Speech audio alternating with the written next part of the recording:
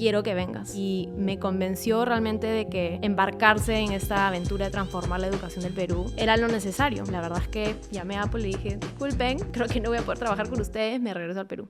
Y así fue. Por más que uno se mete muy al detalle de un problema, hay que tener la capacidad de constantemente hacer zoom out y preguntarse qué es éxito. Ya que estamos entrando a la cuarta revolución industrial con la inteligencia artificial, el pensamiento crítico, el liderazgo, la comunicación efectiva y la colaboración son, te diría yo, las cuatro como más importantes. Esa experiencia me cambió la vida porque me di cuenta de verdad de la triste realidad educativa que existe, sobre todo en zonas rurales en el Perú. Todavía el día de hoy es evidente que la tecnología es muy positiva en muchos aspectos, pero también hoy día nos da una hiperconectividad que es muy superficial. Ese no constante se comenzaba a convertir en un tal vez, hasta que al final hoy tienes 63 escuelas con ese modelo educativo funcionando. El propósito es hacer que el Perú sea el mejor lugar para formar una familia en Latinoamérica. Aure, ¿qué tal? ¿Cómo estás, Diego? ¿Qué tal? Todo bien, gracias por venir. ¿Cómo va la vida de mamá ejecutiva? Ay, ¿qué te puedo decir? No, gracias por invitarme. Feliz de estar acá. Discúlpame que también te cancelé una vez.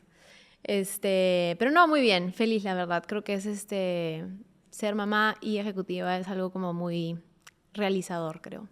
Pero tú eres súper capa, así que creo que lo manejas bien, seguro. Si vieras mi calendario con todos los colores, cosas de los niños, cosas de la chamba, más mis cosas personales, es todo un Tetris ahí. ¿Sientes que estás haciendo lo que querías Totalmente.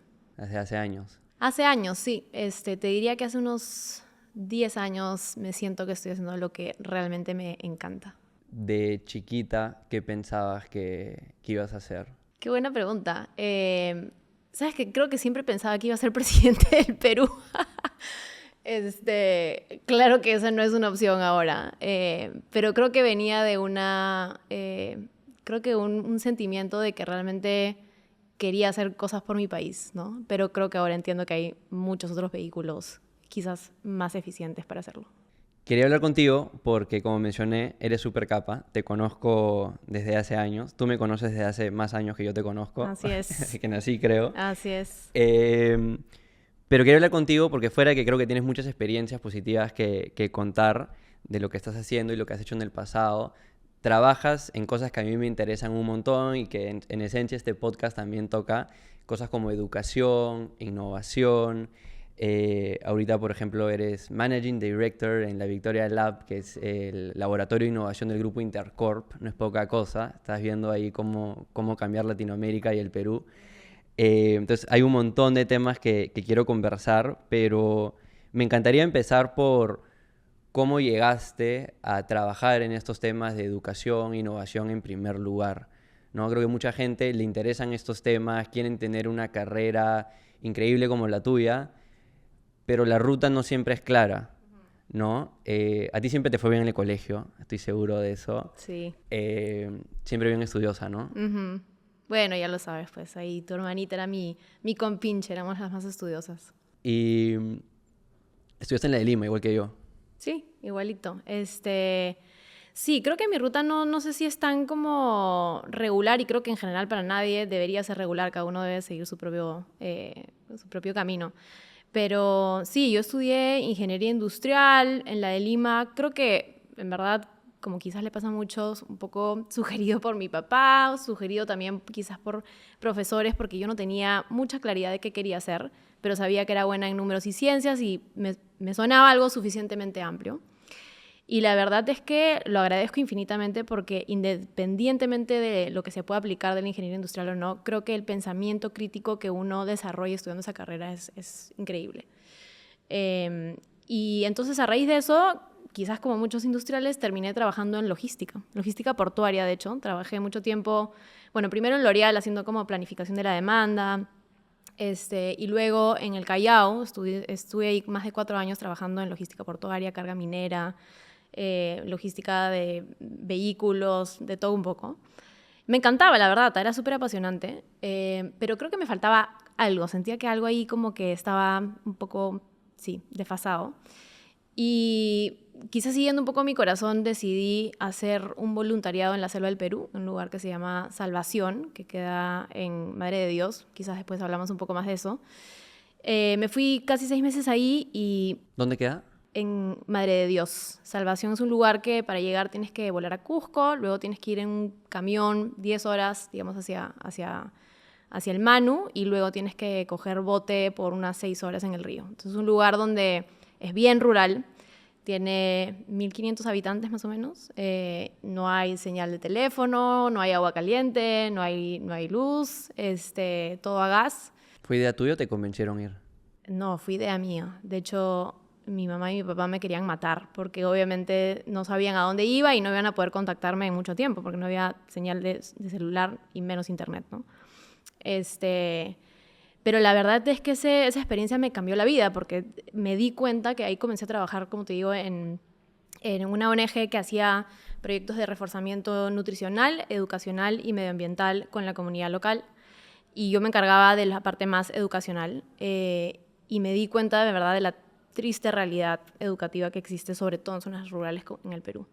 Y ahí decidí que en verdad el expertise que traía yo como ingeniero industrial sí se podía aplicar a proyectos de impacto de ese estilo.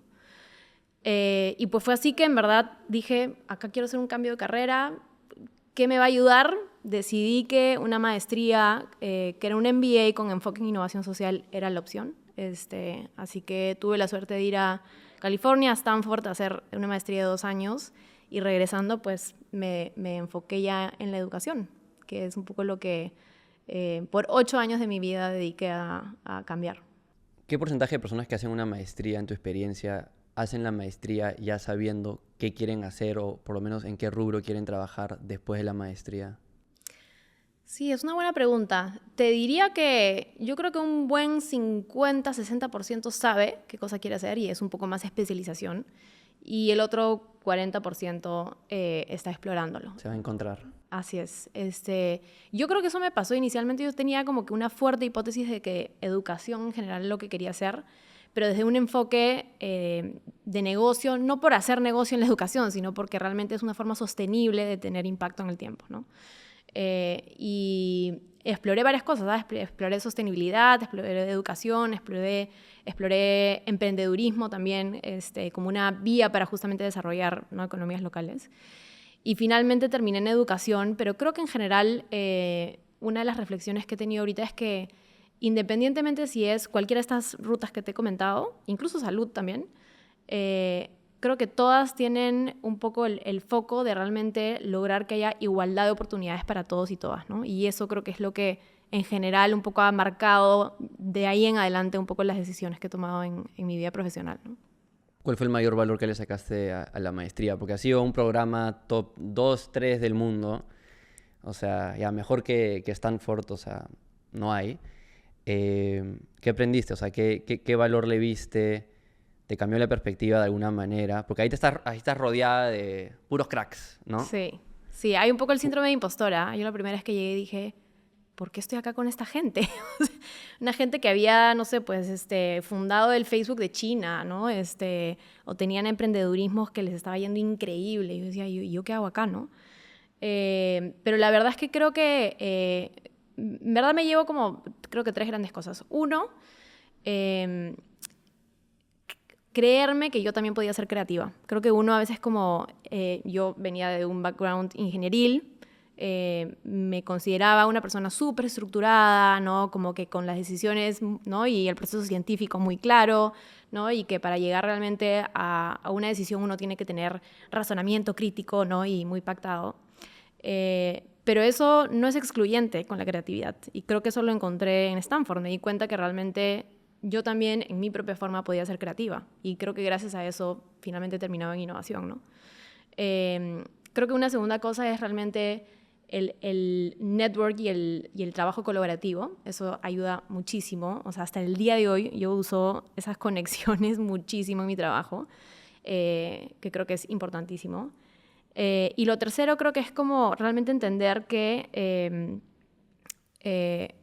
es importante que uno sepa que siempre es mejor trabajar con gente que es más capa que uno, porque es ahí justamente donde uno puede retar las cosas que uno piensa, superarse a uno mismo y aprender en curvas aceleradas, ¿no?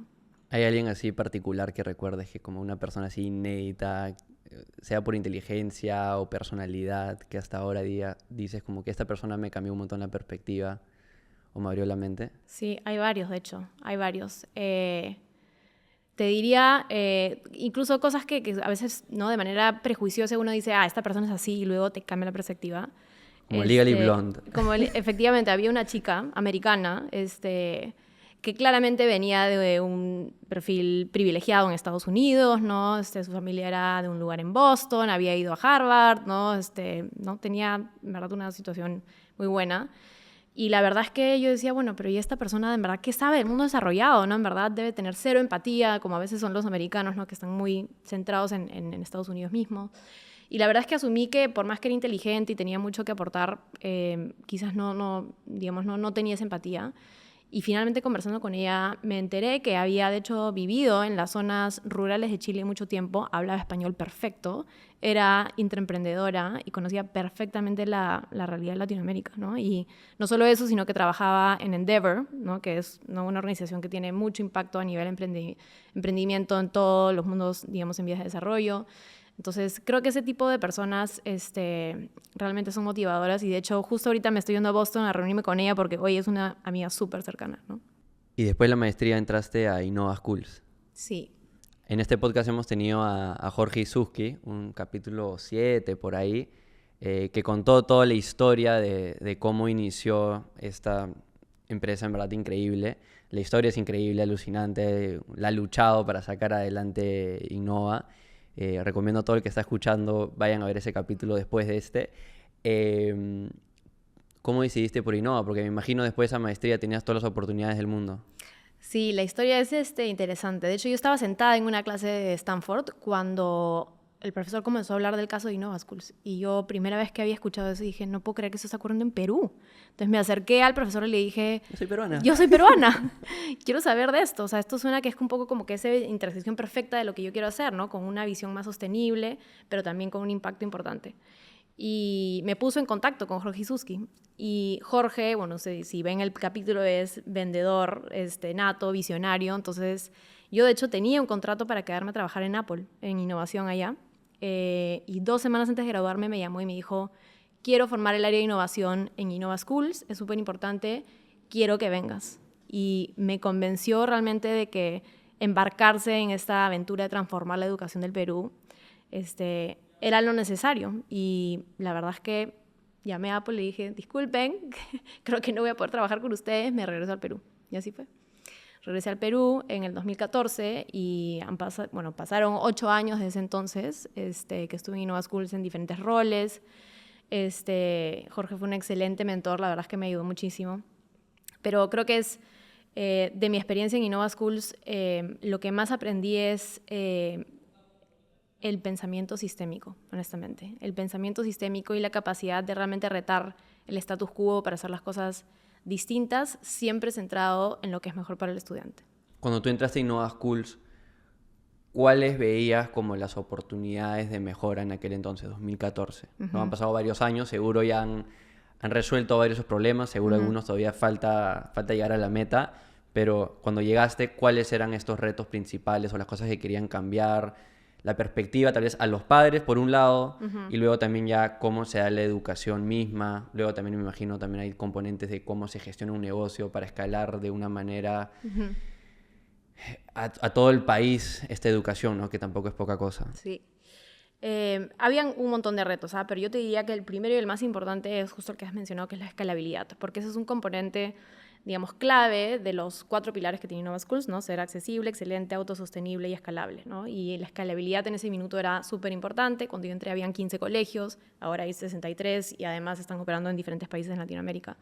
Entonces, me gané yo, digamos, con esa curva de hockey, ¿no es cierto? Ese hockey stick, que había que justamente estandarizar procesos, entender cómo escalar sin perder flexibilidad y agilidad, que es probablemente lo que pasa también con muchos emprendimientos, ¿no? ¿Cómo mantienes ese espíritu emprendedor en organizaciones que por default, y esto es algo necesario, tienen que estandarizar procesos para crecer de manera ordenada, con una propuesta de valor que se mantiene estándar para los usuarios, ¿no? ¿Tu rol cuál era cuando entraste? Directora de innovación.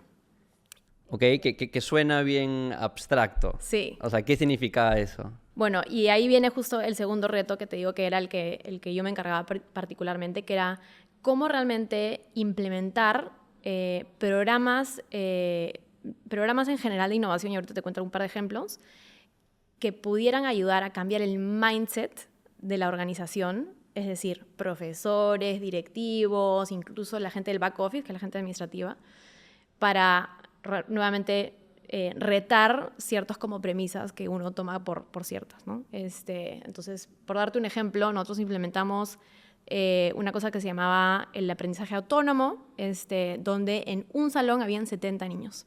Entonces, mi rol, cuando recién entré, era implementar eso con los profesores. Y los profesores me miraban y me decían, ¿tú estás loca? O sea, yo no voy a manejar un salón con 70 niños, con las justas puedo con 30, no hay forma. Y la verdad es que fue bien lindo ver cómo a través de la experiencia, haciendo muchos experimentos, obviamente pilotos chiquitos y demás, realmente poco a poco íbamos probando y aprendiendo, obviamente al mismo tiempo, de muchos errores, de qué cosa funcionaba y qué cosa no, y cómo el mindset de los profesores y directores, que muchos obviamente venían de escuelas tradicionales, realmente se daban cuenta que se podía. Entonces, ese no constante se comenzaba a convertir en un, tal vez, puede ser, hasta que al final, hoy, tienes 63 escuelas con ese modelo educativo funcionando. Eso es contraintuitivo lo que acabas de decir. Mucha gente, tal vez, o algunas personas que nos escuchan, han pensado, espérate, ¿por qué querrías que pasar que el aula, la clase, sea de 30 a 70 personas? ¿Cuál es la lógica detrás de eso? Sí, o sea, en este caso quizás me olvidé explicar que hay un componente de tecnología. No es que un profesor está con 70 niños ahí en el salón solamente, sino que hoy día, digamos, con la tecnología que existe, hay una cosa que se llama el aprendizaje adaptativo, ¿no? Entonces, nosotros teníamos y tenemos, ¿no?, ahorita en Innova Schools, plataformas de diferente índole para matemáticas y diferentes cursos, donde el niño va avanzando a su propio ritmo y en base a cómo va desarrollando, la plataforma va mostrando problemas distintos o más difíciles y el profesor con una tablet puede hacer el seguimiento. Y lo que hace simplemente es una intervención más puntual para los niños que están más atrasados o que están teniendo problemas a través de la data que tiene en su dashboard, ¿no? Y además de eso, creo que algo que es súper importante, que creo que justamente ahorita, después si quieres podemos hablar de un poco, acabo de regresar de South by Southwest en Austin, en Texas, que es esta conferencia de innovación bien grande, donde en verdad todavía el día de hoy es evidente que la tecnología es muy positiva en muchos aspectos, pero también hoy día nos da una hiperconectividad que es muy superficial, ¿no? Hoy día, ¿cuántos amigos tienes en Facebook o Instagram, ¿no? O sea, puede ser que más de 1000, ¿no? Eso antes era imposible en un mundo físico únicamente, ¿no? Y entonces esa hiperconectividad puede parecer linda y más conectada, pero es demasiado superficial. Claro, son y muy amigos ligero. entre comillas. Entre no eres comillas. como amigo de 1000 personas. Exacto. Entonces, ahí, en ese sentido, creo que es con mayor razón importante tener en el aula un espacio donde, sobre todo en años formativos como en la escuela, tener espacios para colaborar con pares, estar constantemente iterando, pero con la tecnología inmersa, porque es parte de nuestro mundo hoy día, ¿no? Entonces, creo que simular esos ambientes, ¿no es cierto?, en el aula es súper importante para preparar a los niños y a las niñas para poder manejarse en el mundo de hoy, ¿no? Claro, eso es algo que hablaba Jorge, ¿no? De que, o sea, en primer lugar creo que ya mucha gente reconoce de que las maneras tradicionales de cómo se educaban a generaciones ya no funcionan, ¿no? Porque antes, previo al internet, donde no había el acceso a toda esta información, era de cierta manera necesario educar a las personas a través de la memorización, porque era básicamente tenías que sacar la información de tu cabeza en distintos momentos, ¿no? Hoy en día, o sea, bueno, desde hace años ya podrías entrar a Google, investigar y aprender tú mismo. Hoy en día ya con ChatGPT, inteligencia artificial, ya literal es una máquina que te dice todo. Entonces, como decía Jorge, ¿no? Se trata ya mucho más sobre esas habilidades interpersonales, cómo tratas con otros, cómo le das a tus alumnos un proyecto o un reto y los pones a trabajar juntos. Y naturalmente uno va a ser más el líder, otro le gusta más investigar, así los chicos también van aprendiendo cuáles son sus pasiones, sus habilidades, interactuar con otros, que luego eso es lo que se traduce en el mundo también laboral hoy en día o en emprendimiento, de cómo puedes reunir a personas, liderar, interactuar de una manera empática, etcétera, etcétera, ¿no? Porque la información ya está ahí, ya es un tema de encontrarla, verificar fuentes, etcétera, etcétera. Y el profesor, como tú dices, va a cumplir más ese rol de moderador. Exacto. O sea, de hecho hoy día, digamos, tanto Innova Schools como muchas otras propuestas educativas en el mundo están enfocadas en las habilidades del siglo XXI, ¿no? Que están muchas enfocadas en estas habilidades más blandas, pero principalmente yo te diría, y sobre todo ahorita que estamos entrando a la que ahora se llama cuarta revolución industrial con la inteligencia artificial, el pensamiento crítico, el liderazgo, la comunicación efectiva y la colaboración son, te diría yo, las 4 como más importantes, ¿no? Y creo que justamente una de las cosas que aprendí ahora en South by Southwest es que decían, antes estábamos entrando con la revolución industrial en una era de especialización, ¿no? Donde tú tenías que ser como muy bueno en algo específico, hasta el día de hoy, ¿no? De hecho, uno es o abogado o diseñador, ¿no? O músico, ¿no? O sea, es como muy especializado digamos, en las pasiones o lo que uno quiere hacer. Eres un pedazo de un proceso productivo. Exacto. Pero hoy, con la inteligencia artificial, que ya es una realidad, de hecho, el rol que cumplimos hoy día también como emprendedores o empleados, digamos, o colaboradores de una organización, es un rol de, le llamaban creativo generalista, que es que tú ahora con la inteligencia artificial tienes la capacidad de ser especialista en lo que tú quieras, porque tú le puedes decir, hazme una presentación de, ¿no es cierto?, sostenibilidad, ChatGPT, dime cómo redactar una carta con estilo, lo que sea, Vargas Llosa, le puedes decir, ¿no? Entonces, literalmente, puedes como tener esa especialización. Ahora he visto una más brava de que el otro día vi un video en LinkedIn o en Twitter de alguien que escribía en un software de inteligencia artificial: quiero que me desarrolles un app con estas funcionalidades, etcétera, etcétera, etcétera, y en menos de un minuto ya tenía un app creado con todas esas funcionalidades. Entonces ahora también los mismos desarrolladores de software de cierta manera están en riesgo, porque ahora se trata más de lo que llaman prompts, ¿no? Que es lo que tú le escribes a la inteligencia artificial para que te dé algo de vuelta. Y se trata más, como tú dices, de ese creativa generalista que tenga la capacidad de entender cuál es un problema que tiene que resolver y luego pedirle a la máquina de manera correcta, y ese correcto, ahí está la habilidad, ¿no? Para que te bote algo rápido y de manera efectiva. Totalmente. De hecho, justo la semana pasada hablaba con una amiga que trabaja en una empresa de tecnología, que no puedo decir cuál es, pero que me decía que los desarrolladores literalmente en 2 meses han tenido ahora la mitad de trabajo, porque ya con herramientas de inteligencia artificial pueden hacer la otra mitad. Y de hecho, entonces ahora les pagan full time en su empresa, pero tienen otro trabajo porque les sobra el tiempo, ¿no? Entonces, en fin, creo que eso es interesante, y justamente ahora el hecho de que nosotros tenemos que ser suficientemente creativos y generalistas para poder luego tomar decisiones de cómo usar AI, ¿no? Inteligencia artificial, dentro de esas especializaciones, es justamente hacia dónde tiene que ir la educación, ¿no? Entonces, así nomás ha pasado... ¿Qué otras carreras ves en riesgo? Mira, en realidad todas, ¿eh? Literalmente. O sea, un abogado, o sea, con pensamiento crítico, ya podría literalmente decir, oye, ¿no? Redáctame, ¿no es cierto?, un contrato con X, Y, Z, y alguien con pensamiento crítico, ¿no? O sea, obviamente hay temas regulatorios que tienes que tener una licencia de abogado para hacer ciertas cosas. Pero va a mejorar bien rápido y cada día que pasa va a haber menos errores o menos cosas que revisar. Entonces, todo lo que hoy día es bien especializado, ¿no? O sea, los abogados, los desarrolladores, ¿no? Incluso los ingenieros de diferente índole. O sea, realmente como... Hasta podcasters como yo, que ahora vi uno que crearon un podcast donde era de Joe Rogan con Steve Jobs. Steve Jobs ya no está vivo, pero básicamente recopilaron todos los audios de todos los videos que existen en internet de Steve Jobs y hicieron una conversación entre Joe Rogan, de nuevo artificial también por ese lado, en base a toda la recopilación de podcast que él tiene, que es el podcaster más grande.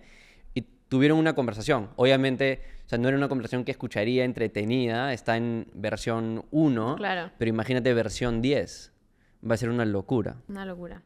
Y ahí salen muchos temas éticos, ¿no? De hecho... Que es real. Exacto. Pero ¿sabes qué es lo interesante? Y esto se ata de nuevo con la educación, es que en una de las charlas en que estuve en South by Southwest, entrevistaban a una niña, ¿ya? Que le decían, oye, pero... por ejemplo, incluso hoy día, ¿no? Oye, pero ¿no te importa saber si esto es real o no? Y dice, no. Pero no quieres saber si esto es una persona, ¿no? Usando diferentes experimentos con inteligencia artificial, y decía, en verdad no. ¿Qué importa si es real o no? Y eso a mí me parece un tema fundamental que desde justamente la educación hay que fomentar, ¿no? O sea, es importante que los niños y niñas sepan qué cosa es real y qué cosa no, porque justamente se nos vienen un montón de dilemas éticos hacia adelante, ¿no? Como la Porque película Her, que se como la enamora película de Hair, una ¿no? inteligencia Y artificial. eso va a ser de todas maneras una realidad, ¿no? Que creo que es importante desde ahorita tener muy en cuenta esos riesgos, porque además la inteligencia artificial está creado sobre nuestros propios prejuicios como humanidad, ¿no? Entonces creo que eso puede ayudarnos por un lado, pero también por otro lado nos puede llevar hasta, digamos, puntos muy extremos si es que no lo corregimos a tiempo. ¿Qué otra cosa han innovado aparte de este tema de expandir de 30 a 70 e implementar tecnología para lograrlo? ¿Qué otras así cosas hiciste en Innova? Mira, justamente uno de los proyectos que hicimos fue en el 2018 más o menos, justo antes de sí, 2 años antes de la pandemia, fue justamente investigar mucho sobre estas nuevas formas de aprender. Una de ellas siendo aprendizaje basado en proyectos, ¿no? Que es justamente eso, ¿no? Cómo realmente podemos cambiar la forma de estudiar, ¿no? Hoy día en el Perú, incluso regulatoriamente, la libreta dice matemáticas, ciencias, ¿no? Son todos como disciplinas muy en silos, ¿no? Y eso en verdad no es real. Hoy día tú tienes que resolver problemas complejos, inciertos, que necesitan de todas las disciplinas juntas, ¿no? Y eso es algo que ahorita en Innova School se está implementando, ¿no? Cómo realmente comenzar a trabajar por proyectos, ¿no? De manera colaborativa con los estudiantes. Teniendo un reto real, ¿no? O sea, desde cómo podemos ¿no? reducir la cantidad de basura que vemos hoy día, que es tristísimo en el Perú, ¿no? En la calle. O cómo podemos reducir el tráfico, ¿no? O cómo podemos resolver, hacer un puente, ¿no es cierto?, en esta geografía, ¿no? Y ahí, si lo piensas, por ejemplo, en lo del puente, tienes que usar habilidades matemáticas, habilidades de arte, ¿no? Habilidades también de, digamos, más ingenieriles, ¿no? Como de simulaciones y otras cosas. Entonces, comunicacionales también, porque si finalmente quieres hacer un puente, ¿cómo vendes, no, el puente a las autoridades locales o lo que fuere, ¿no? Entonces, todo eso enmarcado en un reto específico, no solamente es la realidad en la que ocurren las cosas, sino que además, de verdad que los niños y niñas disfrutan, porque es divertido. Entonces, O sea, no es alguien simplemente leyéndoles cosas o claro, presentando un PPT, sino en es verdad están interactuando con otros. aprendizaje activo, ¿no? Y eso realmente hace que los niños en verdad se mueran de ganas de ir al colegio y disfrutan, ¿no? Entonces, en verdad creo que justo esta semana estuve de nuevo en Innova Schools, por más que no estoy ahí, trabajo muy de cerca con ellos, y realmente entrar a esta escuela donde ves a los niños tan energizados, realmente lo paga todo, ¿no? Porque ves a niños que les encanta aprender, y como tú decías, ¿no? Esa habilidad para aprender depende mucho de la pasión que uno tenga para aprender. Y si desde niño te enseñan que aprender es divertido y que tiene un montón de beneficios, entonces eso es algo que te queda para toda la vida, ¿no? Tú recibiste una buena educación desde el colegio, en la universidad, en la maestría, como hablamos. ¿Hay algo que a ti te parecía clave que tú recibiste en tu educación, que cuando entraste en Innova o viste en líneas generales la educación en Perú, Latinoamérica, no había para la gran mayoría de personas, que te parecía algo prioritario que tú sí recibiste, que, de nuevo, la población en general no estaba recibiendo? Sí, de hecho esto es algo que te da la educación, pero también la familia, ¿ya? Es lo que los gringos llaman growth mindset o mentalidad de crecimiento, ¿no? Que de hecho yo lo aprendí en Stanford porque digamos, la autora psicóloga del concepto de mentalidad de crecimiento es Carol Dweck, ¿no? Que es una profesora de Stanford. La verdad es que si no han leído el libro se los recomiendo. Se llama igual, Growth Mindset. Growth Mindset, sí. Y la verdad es que te hace pensar un poco cómo realmente muchos de nosotros pensamos, yo nací así y entonces soy bueno en matemáticas porque nací así y soy muy malo en arte porque así nací, ¿no? Y justamente lo que dice esta psicóloga es que realmente todos, digamos, todas las personas desarrollamos o una mentalidad de crecimiento, que es pensar que nosotros somos capaces de aprender todo, lo que nos definamos, o una mentalidad fija, que es justamente esto, como yo nací sabiendo hacer esto o siendo bueno en esto. Y las personas que tienen mentalidad de crecimiento son las personas que no solo más disfrutan de la vida y de aprender, sino las que probablemente tengan esa adaptabilidad para crecer y ser exitosos en la vida, ¿no? Definiendo éxito como tú quieras, ¿sabes? Muchas definiciones de éxito, ¿no? Pero creo que esa mentalidad de crecimiento te la da por un lado la escuela, pero también te la dan en casa, ¿no? Tu familia, tus valores, ¿no? Y bueno, yo ahí en verdad creo que le agradezco enormemente a mi familia, particularmente a mi papá, porque siempre fue como, oye, si tú te lo trazas, tú lo puedes hacer, ¿no? O sea, en realidad confío en ti, siempre tienes que esforzarte, ojo, porque nadie viene gratis, no tienes que esforzarte, pero ahí está si tú te lo determinas, ¿no? Y creo que eso es algo que tanto en el colegio como en la universidad y particularmente en Stanford viví mucho, ¿no? O sea, esa capacidad de decir, tú puedes lograr lo que tú quieras, estás acá por una razón, tienes todas las herramientas a tu disposición, esfuérzate y lo conseguirás, ¿no? Y eso es algo que hoy me encanta porque en Innova Schools lo aplican, ¿no? Particularmente digamos, como un mindset a través de todos los cursos, ¿no? Y los profesores se entrenan en mentalidad de crecimiento, porque el hecho de que un profesor te diga, tú eres un flojo en matemáticas, ya esa cosa te va generando un mindset nocivo, ¿no?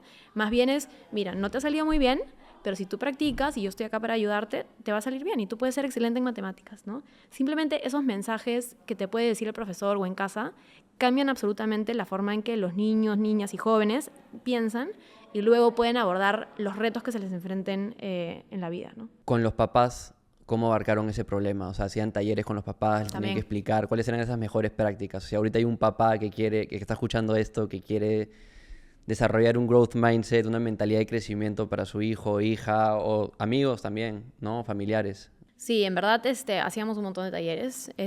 Hay hoy día un montón de expertos, incluso en el Perú hoy día, que trabajan temas de mentalidad de crecimiento, para niños, para jóvenes.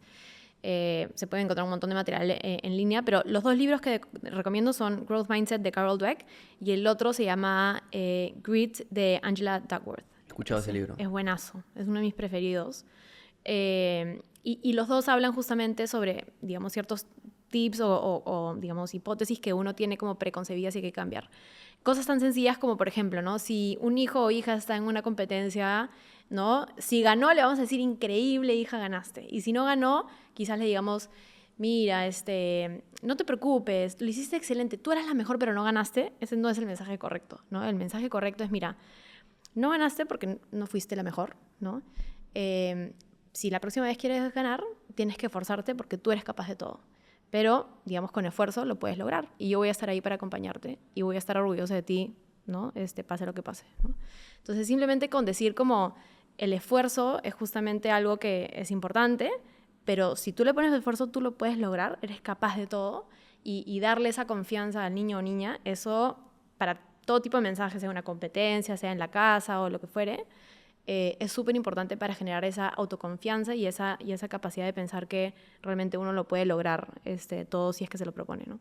Claro, imagino por el lado de los profesores se manifiesta con feedback, o sea, retroalimentación de cómo puede mejorar, ¿no? En lugar de, oye, acá está tu jalado en el examen, no pasaste 10 sobre 20, y ahí queda la conversación para que te vayas a tu casa a llorar, es como que, mira, te sacaste 10 sobre 20, pero yo sé que tú puedes, te sacaste mal esto, tienes que reforzar de esta manera y te vas a sentarte ahí y arreglar todo el problema, ¿no? De hecho, hoy día una de las competencias más importantes del profesor es feedback oportuno. Y eso es algo en lo que se capacita un montón. Tanto así que igual hoy día, por ejemplo, tú lo que hablas de exámenes son los que se llaman como evaluaciones sumativas. Eso en verdad no es lo mejor. Lo mejor son evaluaciones formativas, que justamente a través del trabajo activo tú tienes diferentes trabajos, entregables o lo que fuere, y con ese feedback oportuno a lo largo de ese trabajo es cuando más se aprende, más que con un examen. ¿Hay notas o no hay notas?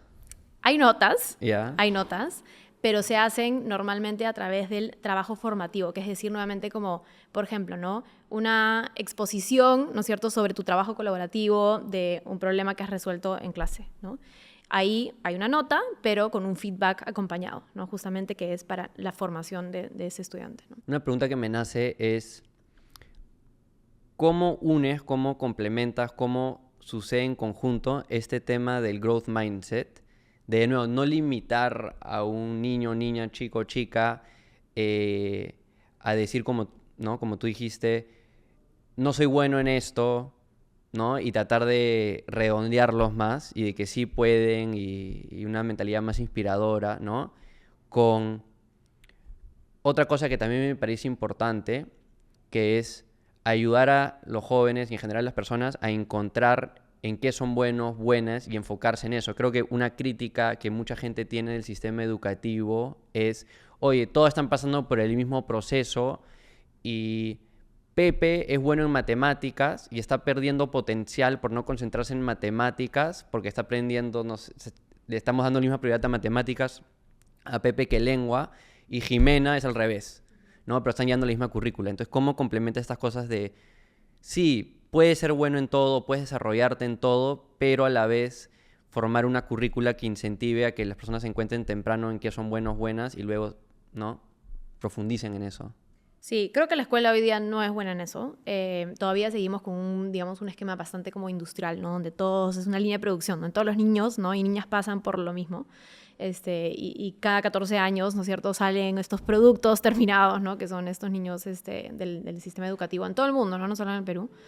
Pero creo que hay un par de cosas, ¿no? Uno es importante en lo que eres bueno, pero yo considero que más que identificar lo que eres bueno es identificar lo que te apasiona. Porque honestamente si tú haces algo que te apasiona, vas a meterle mucho esfuerzo y vas a justamente salir adelante. Porque de verdad que incluso este libro que te digo de Angela Duckworth menciona que hay un montón de estudios que en verdad el performance, ¿no? es una fórmula, ¿no? Un resultado del esfuerzo y del talento, obviamente, ¿no? Pero del esfuerzo particularmente.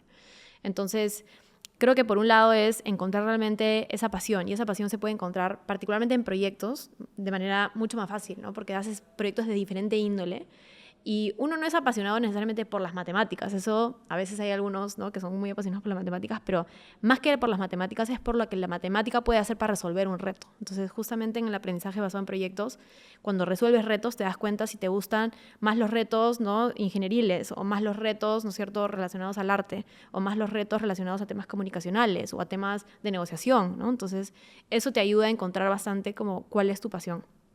Y eso obviamente ya después decanta en qué cosa, digamos, naturalmente eres bueno, pero justamente la mentalidad de crecimiento va un poco en contra de eso, ¿no? De realmente decir, ok, sí, hay algunos que nacen con más talento que una que otra cosa, pero lo que más pesa en esa fórmula es el esfuerzo y justamente encuentra lo que te apasiona, esfuérzate y eso te va a llevar al siguiente nivel en desarrollo, éxito, lo que fuere. ¿Qué opinas de los modelos? Sé que, por ejemplo, Singapur, si no me equivoco, están como que al tope de los rankings de exámenes que son internacionales y ellos tienen un sistema que es bastante más estricto, tengo entendido, ¿no? ¿Cómo tú, que has trabajado tantos años en educación, ves eso y dices qué quiero sacar de este sistema versus qué cosas no y por qué?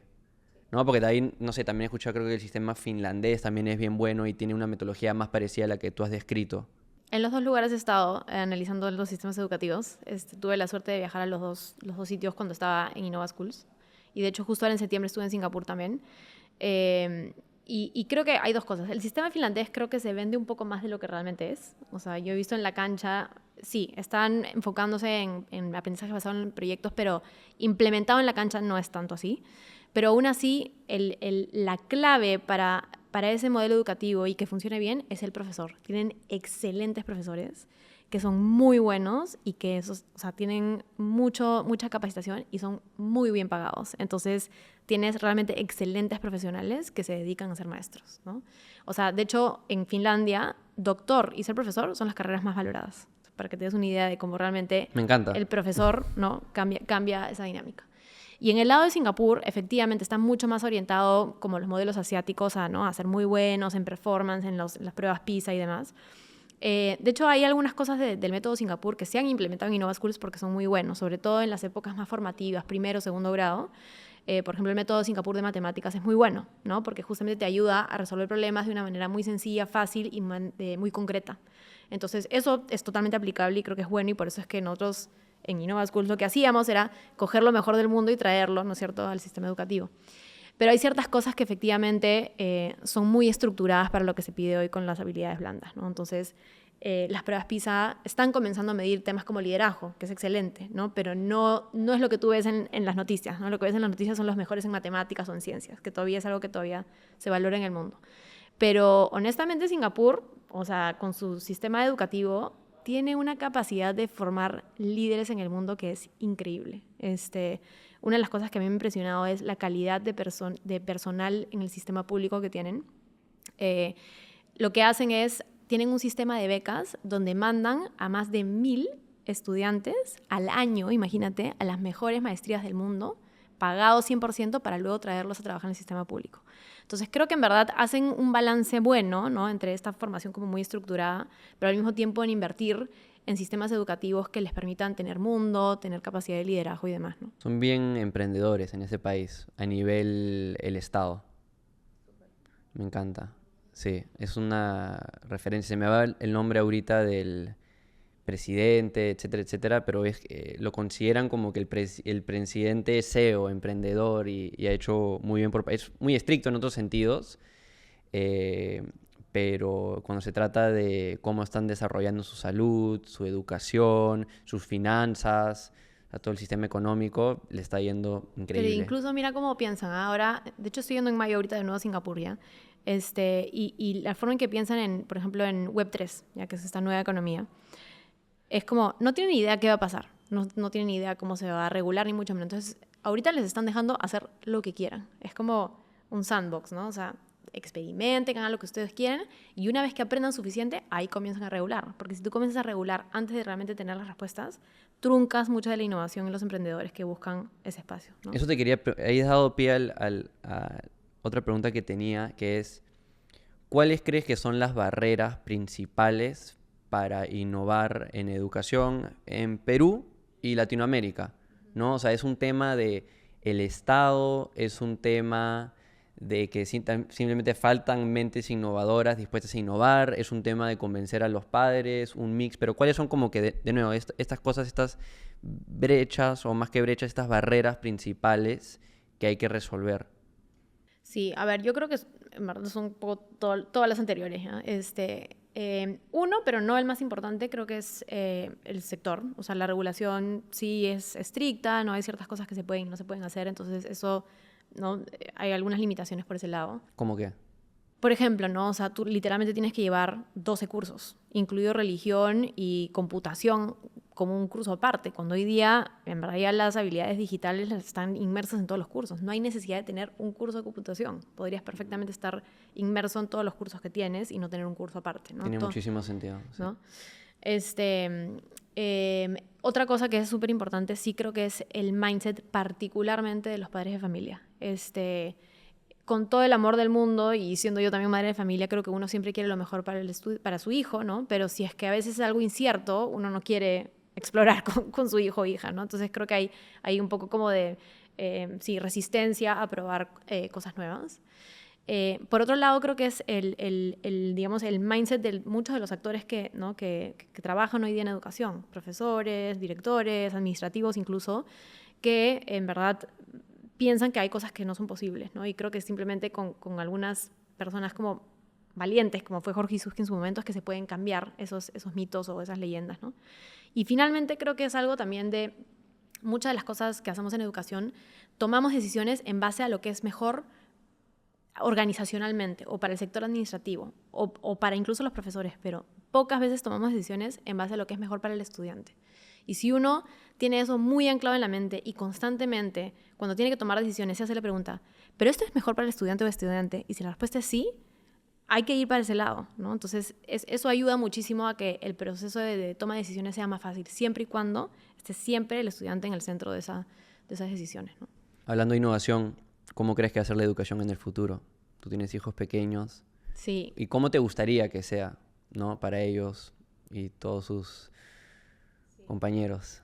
Creo que vuelvo un poco a las 4 competencias que te mencioné hace un rato, ¿no? O sea, creo que una educación particularmente centrada en el pensamiento creativo, en el pensamiento crítico, ¿no? En el liderazgo, en la colaboración y en la comunicación, te diría, que sería la quinta que agregaría, que son las famosas 5 Cs, ¿no? Que son como las 5 Cs de las habilidades del siglo XXI.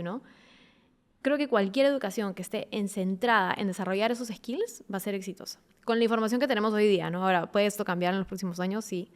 Pero creo que hoy día esas 5 habilidades combinadas ayudan a justamente centrarse en estas habilidades blandas y sobre todo en la capacidad de decisión ética que permite tomar decisiones con la tecnología que se nos viene, ¿no? O sea, tiene que ser una educación obviamente activa, relevante, significativa, del mundo real, ¿no? Entonces, creo que eso, la tecnología es parte de, o sea, no nos queda Eso iba otra, a ¿no? decir, o sea, la tecnología, o sea, tiene que ser un pilar fundamental o principal porque si no, no va a funcionar. ¿En qué sentido? En que, por ejemplo, ¿no? Hablamos de ChatGPT, inteligencia artificial. Hoy en día tú te mandan un proyecto, estás en segundo de media y te dicen, escríbeme un ensayo sobre la historia del Perú.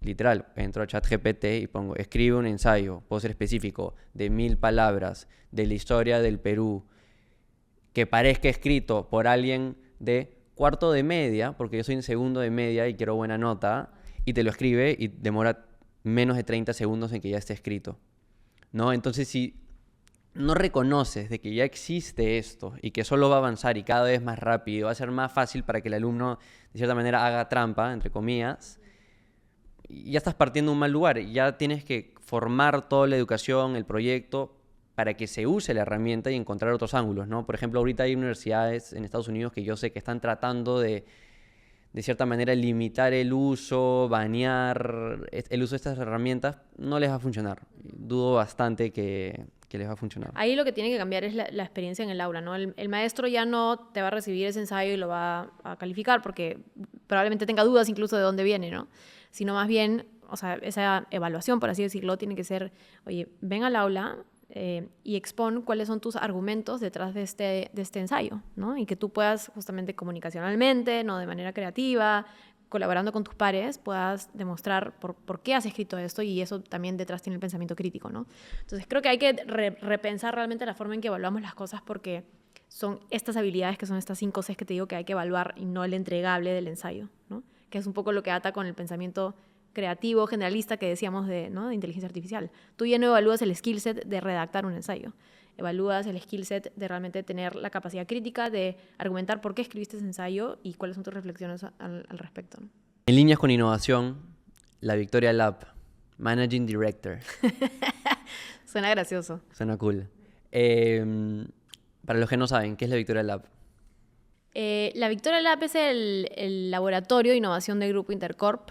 No sé si todos saben qué es el Grupo Intercorp, pero es un conglomerado de más de 35 empresas en el Perú, particularmente, pero también operamos en Latinoamérica. Algunas así conocidas. ¿Algunas empresas? Conocidas, o sea, está Interbank. Está Interbank, está Innova Schools, está Plaza Bea, está Promart, Oesle, Real Plaza. ¿Cineplanet sigue siendo? Cineplanet, todo lo que son comidas, Bembos, Popeyes, Papa John's. Puede ser una ciudad solo con las empresas del Podrías grupo. hacer una ciudad. ¿Qué más me falta? Bueno, Inca Pharma, Clínicas Aviva, que después te cuento un poco de eso. Y tú estás tratando de ver cómo innovan a nivel del grupo. A nivel grupo, sí, sí. Suena divertido, de verdad. Es divertido porque es tan diferente. Todos los retos son tan diferentes. Yo antes, como hemos hablado extensamente, solo me enfocaba en Innova Schools y en educación de diferentes roles, ¿no? No solo innovación, finanzas y demás, y era bonito ver, ¿no? Sistémicamente una organización.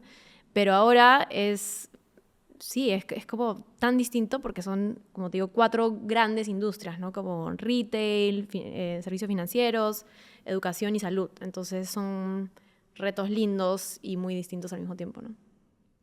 ¿Cómo es tu día a día ahorita? ¿Hablar Uy. con gente muy inteligente sobre cómo resolver los problemas más difíciles? Bueno, en verdad varía un montón. Viajo bastante porque justamente en mi rol tengo que estar como muy pendiente de lo que ocurre afuera y eso obviamente es lindo y súper inspirador, pero también tiene sus retos por la parte más familiar. Pero lo chévere es que creo que veo, obviamente, como cualquier, digamos, managing director, tengo que ver la parte más organizacional, ¿no? Desde, obviamente, los temas contables, financieros, la parte más comercial, ¿no? La parte de gestión y desarrollo de gente, ¿no? La parte de operaciones, ¿no? Como cualquier organización hay que ver esa parte. Pero también tengo el lado como creativo, que es muy lindo, ¿no? Es como realmente ¿no? Estar en proyectos, incluso a veces me meto a proyectos, ¿no es cierto?, para ver, ¿no? Aportar desde mi lente, ¿no? Conseguir expertos que nos puedan hablar de diferentes temas de innovación, ¿no? Informarme, estar sentada también como a veces en las sesiones estratégicas de las empresas para ver cómo desde lo que sabemos en innovación podemos ayudar a las empresas a pensar de manera distinta, ¿no? Hay de verdad que un montón de programas que tenemos, podemos entrar a detalle de eso después si quieres, pero creo que lo lindo de eso es que este rol tiene como dos grandes partes, ¿no? Entonces, mucho de mi día a día, como te digo, tiene más como la parte de gestión, pero también mucho de literalmente meterme a los proyectos para definir, ¿no? Como cómo podemos movilizar a nuestras empresas a seguir creando de manera innovadora el futuro, ¿no? ¿Y un futuro que lleva a qué? O sea, ¿cuál es el propósito de todo? Independientemente de nuevo, retail, salud, etcétera, ¿cuál es el propósito general de la iniciativa?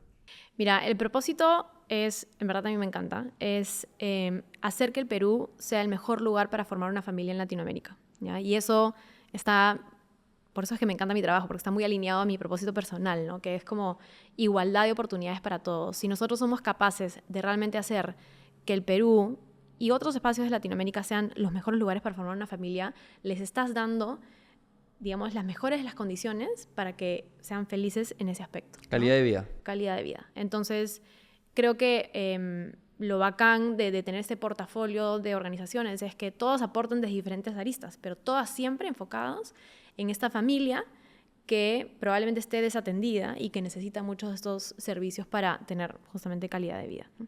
¿Y cuáles son esas brechas de oportunidad que ahorita están abarcando? Hay un montón. El tema de salud es enorme. De hecho, en el 2019, uno de los grandes proyectos que se hizo en la Victoria Lab fue crear estas clínicas Aviva, que son, así como Innova Schools, que es como educación de calidad a un precio accesible, estas son clínicas, ¿no es cierto?, que es salud de calidad a un precio accesible. Y la verdad es que justo, de hecho, el lunes estuve visitando una de las clínicas. Es realmente emocionante ver a las familias entrar a este lugar que es maravilloso, de verdad que es, ¿no?, clínicas de clase mundial, y puedan tener acceso a esa salud a precio accesible. O sea, realmente les cambias la vida, ¿no?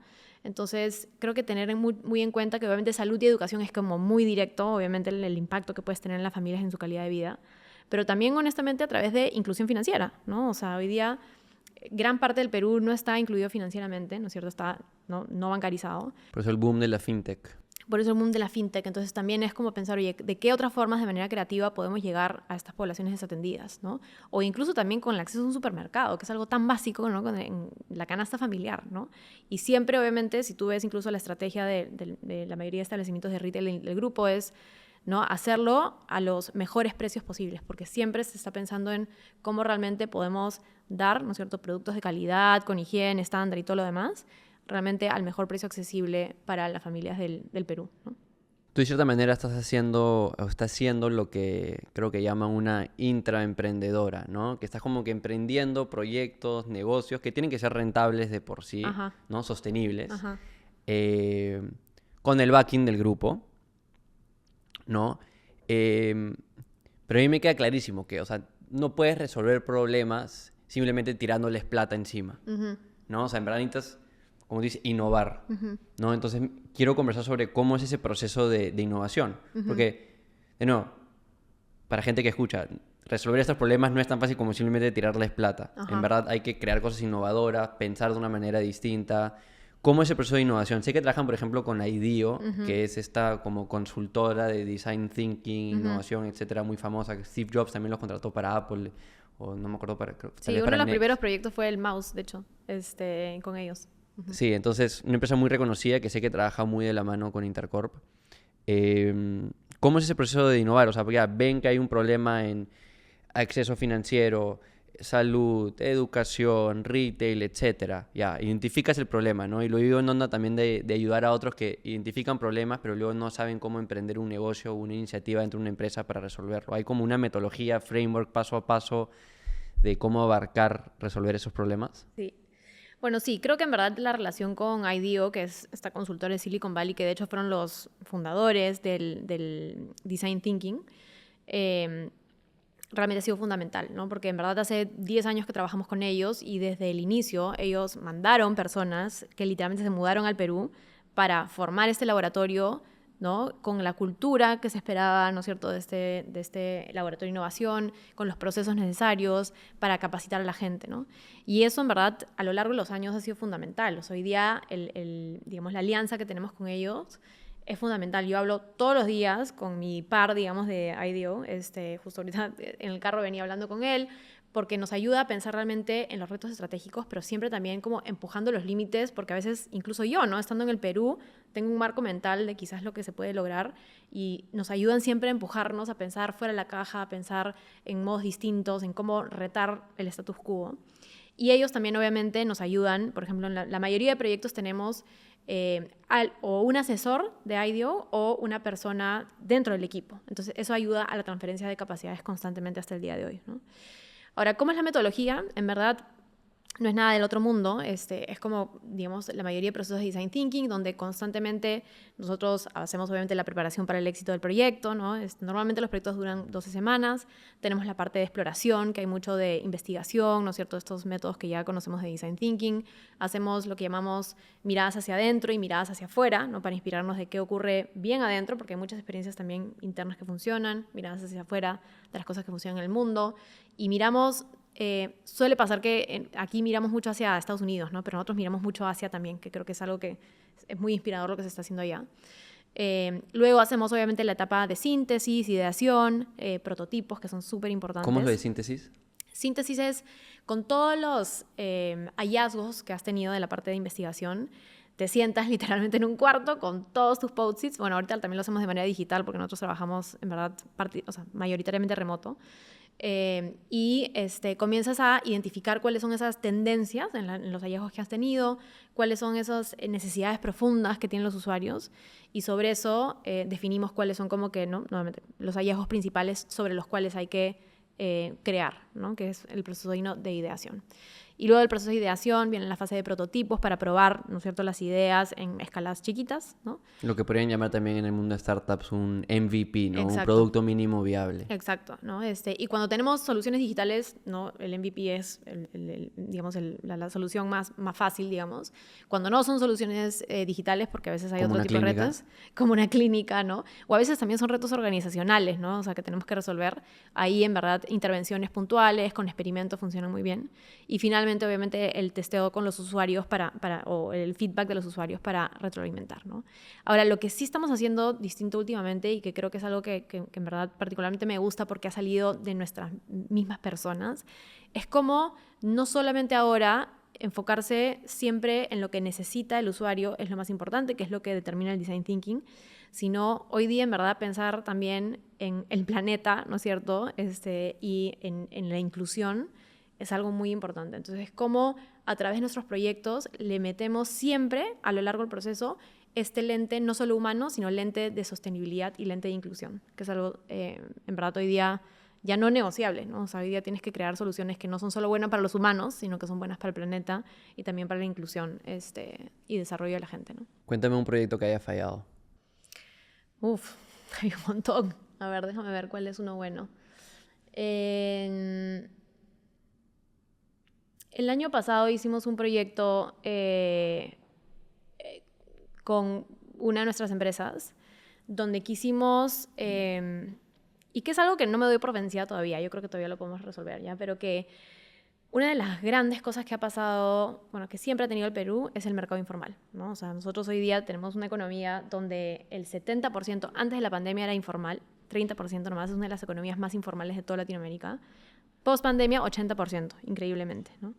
Entonces, ese es un mercado nuevamente desatendido, ¿no es cierto?, que en verdad hay que saber cómo atender de diferentes formas, ¿no? Porque son personas reales que necesitan servicios y que de alguna forma no estamos llegando a ellos con una propuesta de valor que les sea útil. Entonces, no te puedo decir el nombre de la empresa, pero una de las empresas con las que trabajamos quisimos desarrollar un nuevo formato, ¿no?, para poder llegar más a estas familias, ¿no?, que normalmente operan en mercados informales.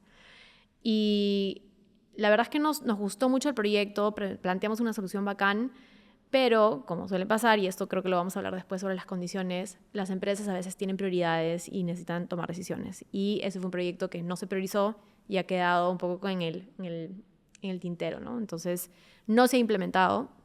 por más que hicimos un montón de Pero ¿cuál es el prototipos. aprendizaje? ¿Cuál es el aprendizaje ahí? El aprendizaje yo creo que son dos cosas. Uno, que de hecho el momento en el que hicimos no fue el ideal, y eso creo que es algo muy clave. Sí, se habla también mucho en el mundo de startups, que por naturaleza son soluciones innovadoras. El timing es súper importante. O sea, mira, hubo MySpace antes de Facebook, el timing. Exacto. Obviamente la estrategia fue distinta, ¿no? En ciertos puntos. Hay gente que trató de hacer Netflix antes de Netflix, etcétera, etcétera, pero el timing, clave. El timing es clave. Entonces, yo honestamente creo que si lo hubiéramos hecho este año, imagínate, con solamente año y medio de diferencia hubiera sido abismalmente distinto el caso. Dos, es que los líderes, que finalmente son los CEOs de las empresas, tienen que estar mucho más inmersos en el proceso, porque finalmente son los que toman las decisiones, ¿no? Entonces, ese es, por ejemplo, uno de los, digamos, de los contras de ser intraemprendedor, ¿no? Que no es que uno, como emprendedor o CEO de su iniciativa, dice, este proyecto lo hice, veo el valor y lo hago. Acá nosotros, ¿no? Vemos el valor y lo entregamos, pero digamos el que recibe podría no ver el valor. Entonces el CEO tiene que estar mucho más inmerso en el proceso para realmente ver el valor y crear las condiciones que se necesitan para implementarlo, ¿no? Creo que esas son como las dos De seguro has aprendido principales. mucho de eso, de cómo tratar de influenciar a personas, porque como acabas de decir, ¿no? Tú, o sea, tampoco tienes carta libre para implementar lo que quieras. Influenciar a otras personas para innovar, que no es tarea fácil. Y ahorita acá nos escuchan personas que trabajan en una organización o tal vez hasta lideran una organización, pero sea porque no tienen el rol que tiene el poder de decisión para innovar de alguna manera, o tal vez son hasta un líder, pero la cultura de la empresa no permite tomar ciertos riesgos o hay mucha burocracia en el proceso. ¿Qué has aprendido de cómo inspirar, gestionar, motivar, no sé, otra palabra de usar para tratar de innovar? Sí, creo que he aprendido mucho a lo largo tanto de mi experiencia en Innova Schools como ahora, en diferentes niveles, ¿no? Creo que por un lado es súper importante digamos, lo que se llama quick wins, ¿no? O sea, digamos, como batallas rápidas, ¿no? Donde de alguna forma, pequeñas victorias, es una buena traducción, ¿no? Donde realmente tú con pocos recursos puedas mostrar rápidamente el valor de lo que estás haciendo. Porque la gente, tú le puedes hablar todo lo que tú quieras, pero si no ve, mientras más tangible es, mejor. Mientras tú rápidamente puedes mostrar el valor, rápidamente muestras resultados, así sea con MVPs o con una escala pequeña, eso mueve grandes batallas. Lo segundo... Antes que vayas el segundo, ¿tienes un ejemplo de una pequeña victoria que se volvió ¿Grande? algo más grande? Sí. Bueno, en Innova Schools, de hecho, yo lideré el programa de transformación digital. Y una de las cosas que hice fue, contraté a una chica que era una capa haciendo dashboards que mostraban como el uso de diferentes aplicativos y tecnología en la organización, tanto por estudiantes, profesores, como a todos los niveles. Y literalmente en menos de un mes construimos un dashboard que jalaba obviamente de las fuentes que ya teníamos, de uso de todo tipo de aplicativos, de qué forma, con tablets y diferentes cosas a diferentes niveles de estudiantes, profesores, tal.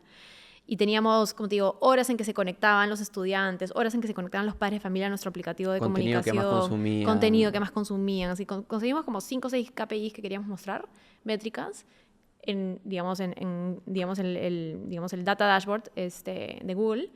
Y lo mostramos en un comité de gerencia y le dijimos, miren, con esto nomás podemos sacar estos 5 insights. Estamos haciendo contenido para los padres de familia que nos cuesta un montón de plata y lo hacemos toda la mañana. Es una pérdida de tiempo. Todos se conectan a partir de las 7 de la noche. Entonces, literalmente, cambiamos la campaña de performance de marketing, comenzamos a sacar más a las 7 de la noche y hicimos unas campañas también como de entrevistas a las 7 de la noche y realmente fue un boom, ¿no? Entonces, con un insight que salió de ese data dashboard en menos de un mes, ya nos creyeron. Entonces, de ahí comenzó el programa de transformación digital, nos dieron más presupuesto y todo lo demás, ¿no? Sacaste tu lado marketera. La lado marketera. Entonces, es eso, por ejemplo, ¿no? en número 1. Número 2, creería que es mucho como de realmente convencer al alto liderazgo, ¿ya? Y ahí obviamente hay mucho, quizás de política interna, hay que ver cómo funciona cada organización. Pero creo que hay diferentes vehículos para movilizar o inspirar o convencer al alto liderazgo porque son finalmente los que toman las decisiones. Una de las cosas que, por ejemplo, a nosotros nos ha funcionado en la Victoria Lab, y te doy un ejemplo de la Victoria Lab, son los que llamamos los viajes de inspiración. Entonces, una vez al año, una semana completa, se van los 50 top ejecutivos de Intercorp a un lugar que nosotros definimos de la Victoria Lab. El año pasado fue Singapur, que es lo que te contaba, y los llevamos en un viaje donde se desconectan por completo de su día a día, bueno, no por completo, pero bastante desconectados, y los llevamos a hablar con diferentes líderes y diferentes startups, organizaciones, modelos innovadores, y también mucha inmersión en la cancha para que vean lo que es posible hacer. Y eso realmente cambia el mindset, de verdad, que en una semana, una semana de inversión y cambia el mindset rápidamente. Tienen que invitar a ustedes, por lo menos, tal vez Singapur no todos pueden ir, pero por lo menos ustedes invitar a empresas del país a Victoria Lab. Es verdad, sí. Entonces, eso ayuda muchísimo, como te digo, una semana de inversión a cambiar el mindset, a pensar de manera distinta, tanto así, con cosas tan chiquitas que yo, después de haber hecho ese viaje de inspiración, regresamos y en los directorios en que yo me sentaba, escuchaba a los CEOs o ejecutivos decir, no, pero en Singapur lo hacen así y creo que deberíamos pensar distinto. Entonces, el nivel de cambio de toma de decisión es muy inspirador.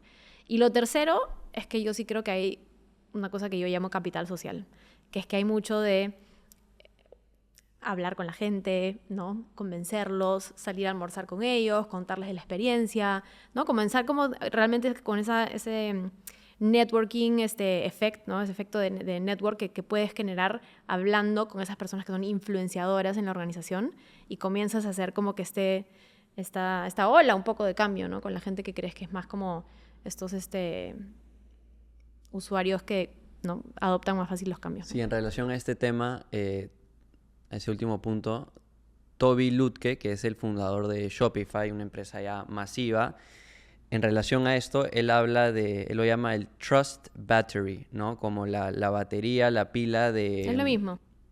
De confianza, ¿no? Y suena simplón, no suena como nada muy profundo, pero es eso, ¿no? Oye, tú de cierta manera tienes que ser muy empático, empática con en qué nivel estamos de confianza, ¿no? Como que estamos cargados a tope y en ese momento es cuando te pido por lo menos probar una pequeña victoria o tal vez hasta ya algo, ¿no?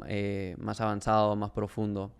Pero mucha gente creo que de nuevo, ¿no? Uno no reconoce dónde está ese nivel de confianza con la persona con la que tiene que tratar, o peor aún, ni siquiera está intentando generar esa confianza, ¿no? Cargar esa batería de confianza. Claro que ahora con el mundo más remoto es más difícil, ¿no? Pero creo que es algo en lo que hay que invertir. No creo que el trabajar remoto tiene muchísimos beneficios, razón por la cual en la Victoria Lab, como te digo, trabajamos particularmente remoto, pero los espacios presenciales con intención son súper importantes. Y ahí es donde justamente hay que construir ese capital social, ¿no? Donde construyes esa confianza, construyes un poco ese convencimiento, ¿no? Y lo que sí, determinación y perseverancia siempre, ¿no? Porque no van a haber 80 y por ahí hay unos 20 que te dicen quizás o sí, ¿no? Hablemos más de esos problemas por resolver. Me encantó el dato que mencionaste del porcentaje de informalidad. En líneas a que mucha gente que escucha este podcast, este programa, quiere emprender, está buscando de nuevo problemas, brechas para resolver. ¿Qué otros de estos insights nos puedes dar de estos problemas? Mencionaste retail, salud, servicios financieros, ¿verdad? Y educación. ¿Quieres insights con respecto al mercado informal o en general? En general.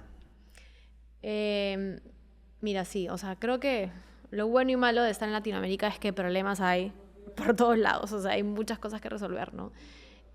Yo creo particularmente que resolver el problema del mercado informal es algo muy necesario, no fácil de hacer, porque por algo obviamente, ¿no? Las familias hoy día, ¿no? Deciden ir más al mercado informal, pero sí creo que es una necesidad enorme, ¿no? Como quizás en su momento, cuando la gente pensaba que tener un mall en provincia era una locura. Hoy día hay malls en todas las provincias y la gente está, digamos, abismalmente yendo a los malls porque, digamos, hay una necesidad enorme de espacios públicos incluso, ¿no? No hay parques, no hay lugares donde entonces el mall se vuelve un espacio público, ¿no?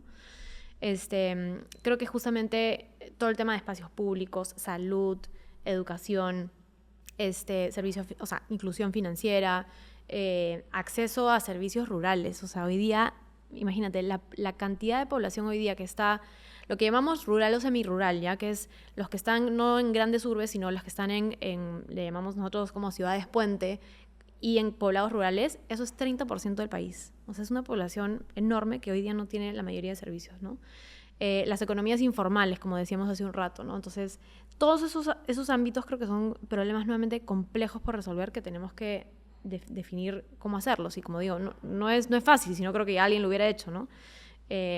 Y creo que hoy día, particularmente con la conectividad que tenemos, ya hoy día las escalas, porque muchas veces es como, oye, pero en la zona rural, ¿yo cómo voy a atender a una población pues de, no sé, 1000 habitantes? Bueno, ya ni siquiera hay que pensar en eso, porque hoy día con lo digital, en verdad, esa capacidad de escalar existe, ¿no? Entonces, y no solo en el Perú, sino en Latinoamérica, ¿no? Entonces creo que eso en verdad es algo que hay que pensar bien cómo resolver. No tengo la respuesta, claramente, pero creo que es algo que interesantemente, digamos, los que nos estén escuchando puedan tratar como de resolver por nuestro querido Perú y la región, ¿no?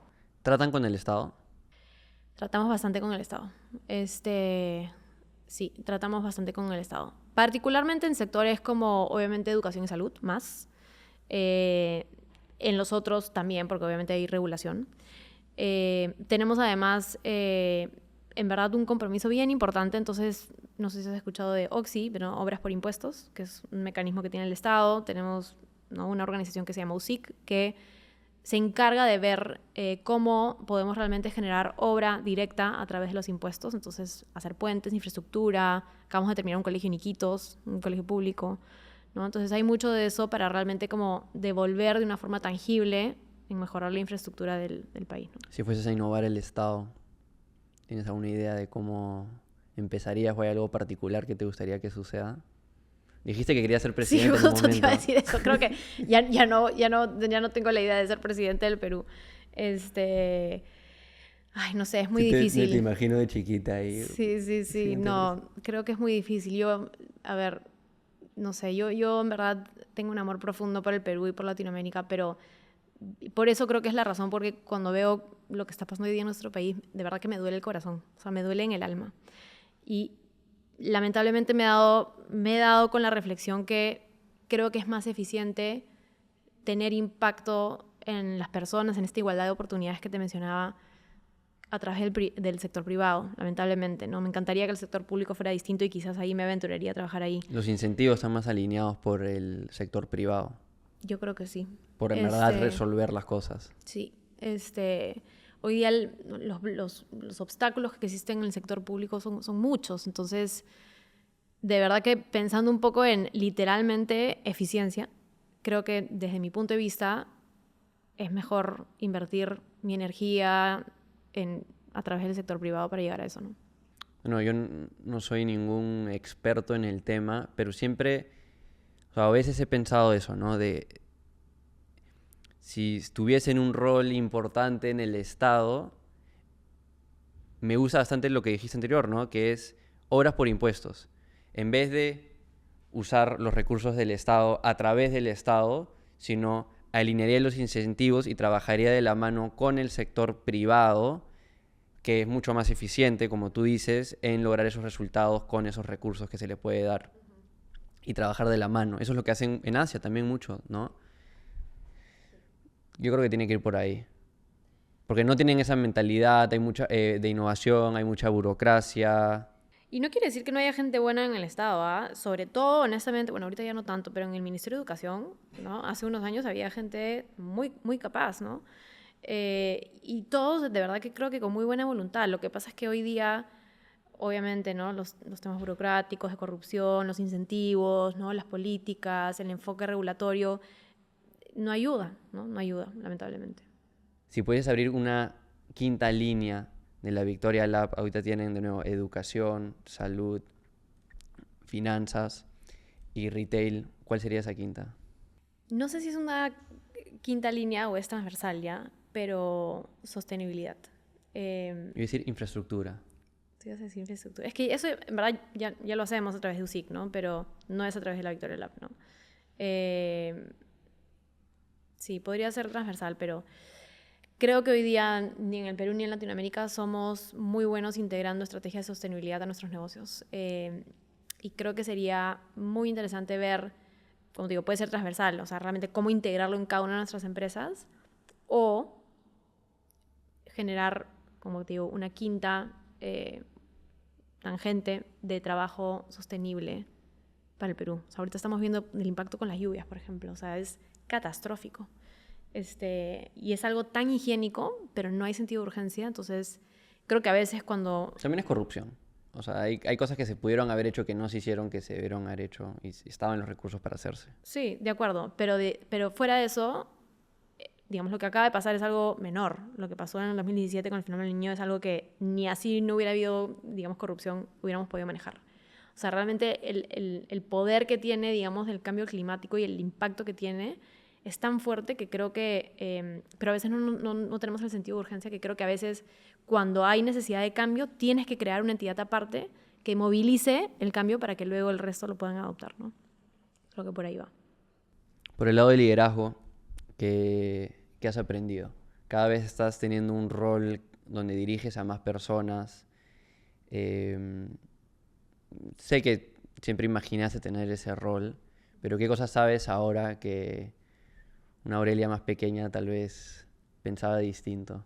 Creo que hay una parte del liderazgo que es que siempre lo he pensado y quizás como que es la parte más core a mí porque tiene simplemente más tiempo, que es que creo que en verdad el pensamiento analítico, racional y crítico es fundamental.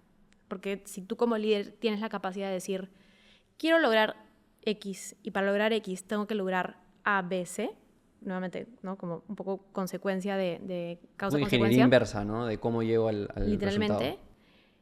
Eso funciona muy bien, ¿no? Es claro, ayuda a alinear, ¿no es cierto? Ayuda a movilizar, es argumentable, ¿no? Y ayuda mucho en el liderazgo y eso creo que es una parte súper importante. Pero creo que hay otro lado que es la parte quizás más blanda, que honestamente creo que la aprendí, obviamente con la experiencia, pero particularmente cuando estuve haciendo mi maestría, que es que como líder tienes que ser muy humana.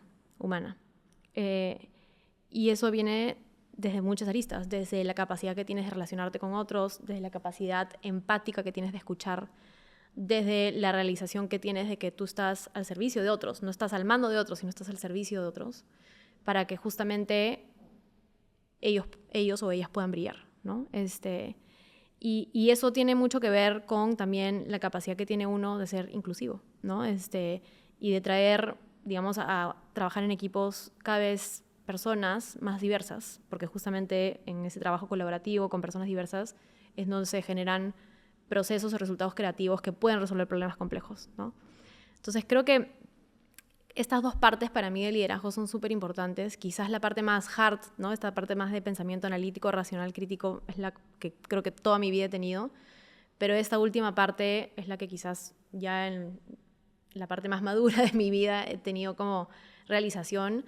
Y honestamente, cada vez siento que es más importante. ¿Tuviste un buen ejemplo de un líder que en algún momento te lideró a ti, por ser redundante, del que aprendiste ese lado?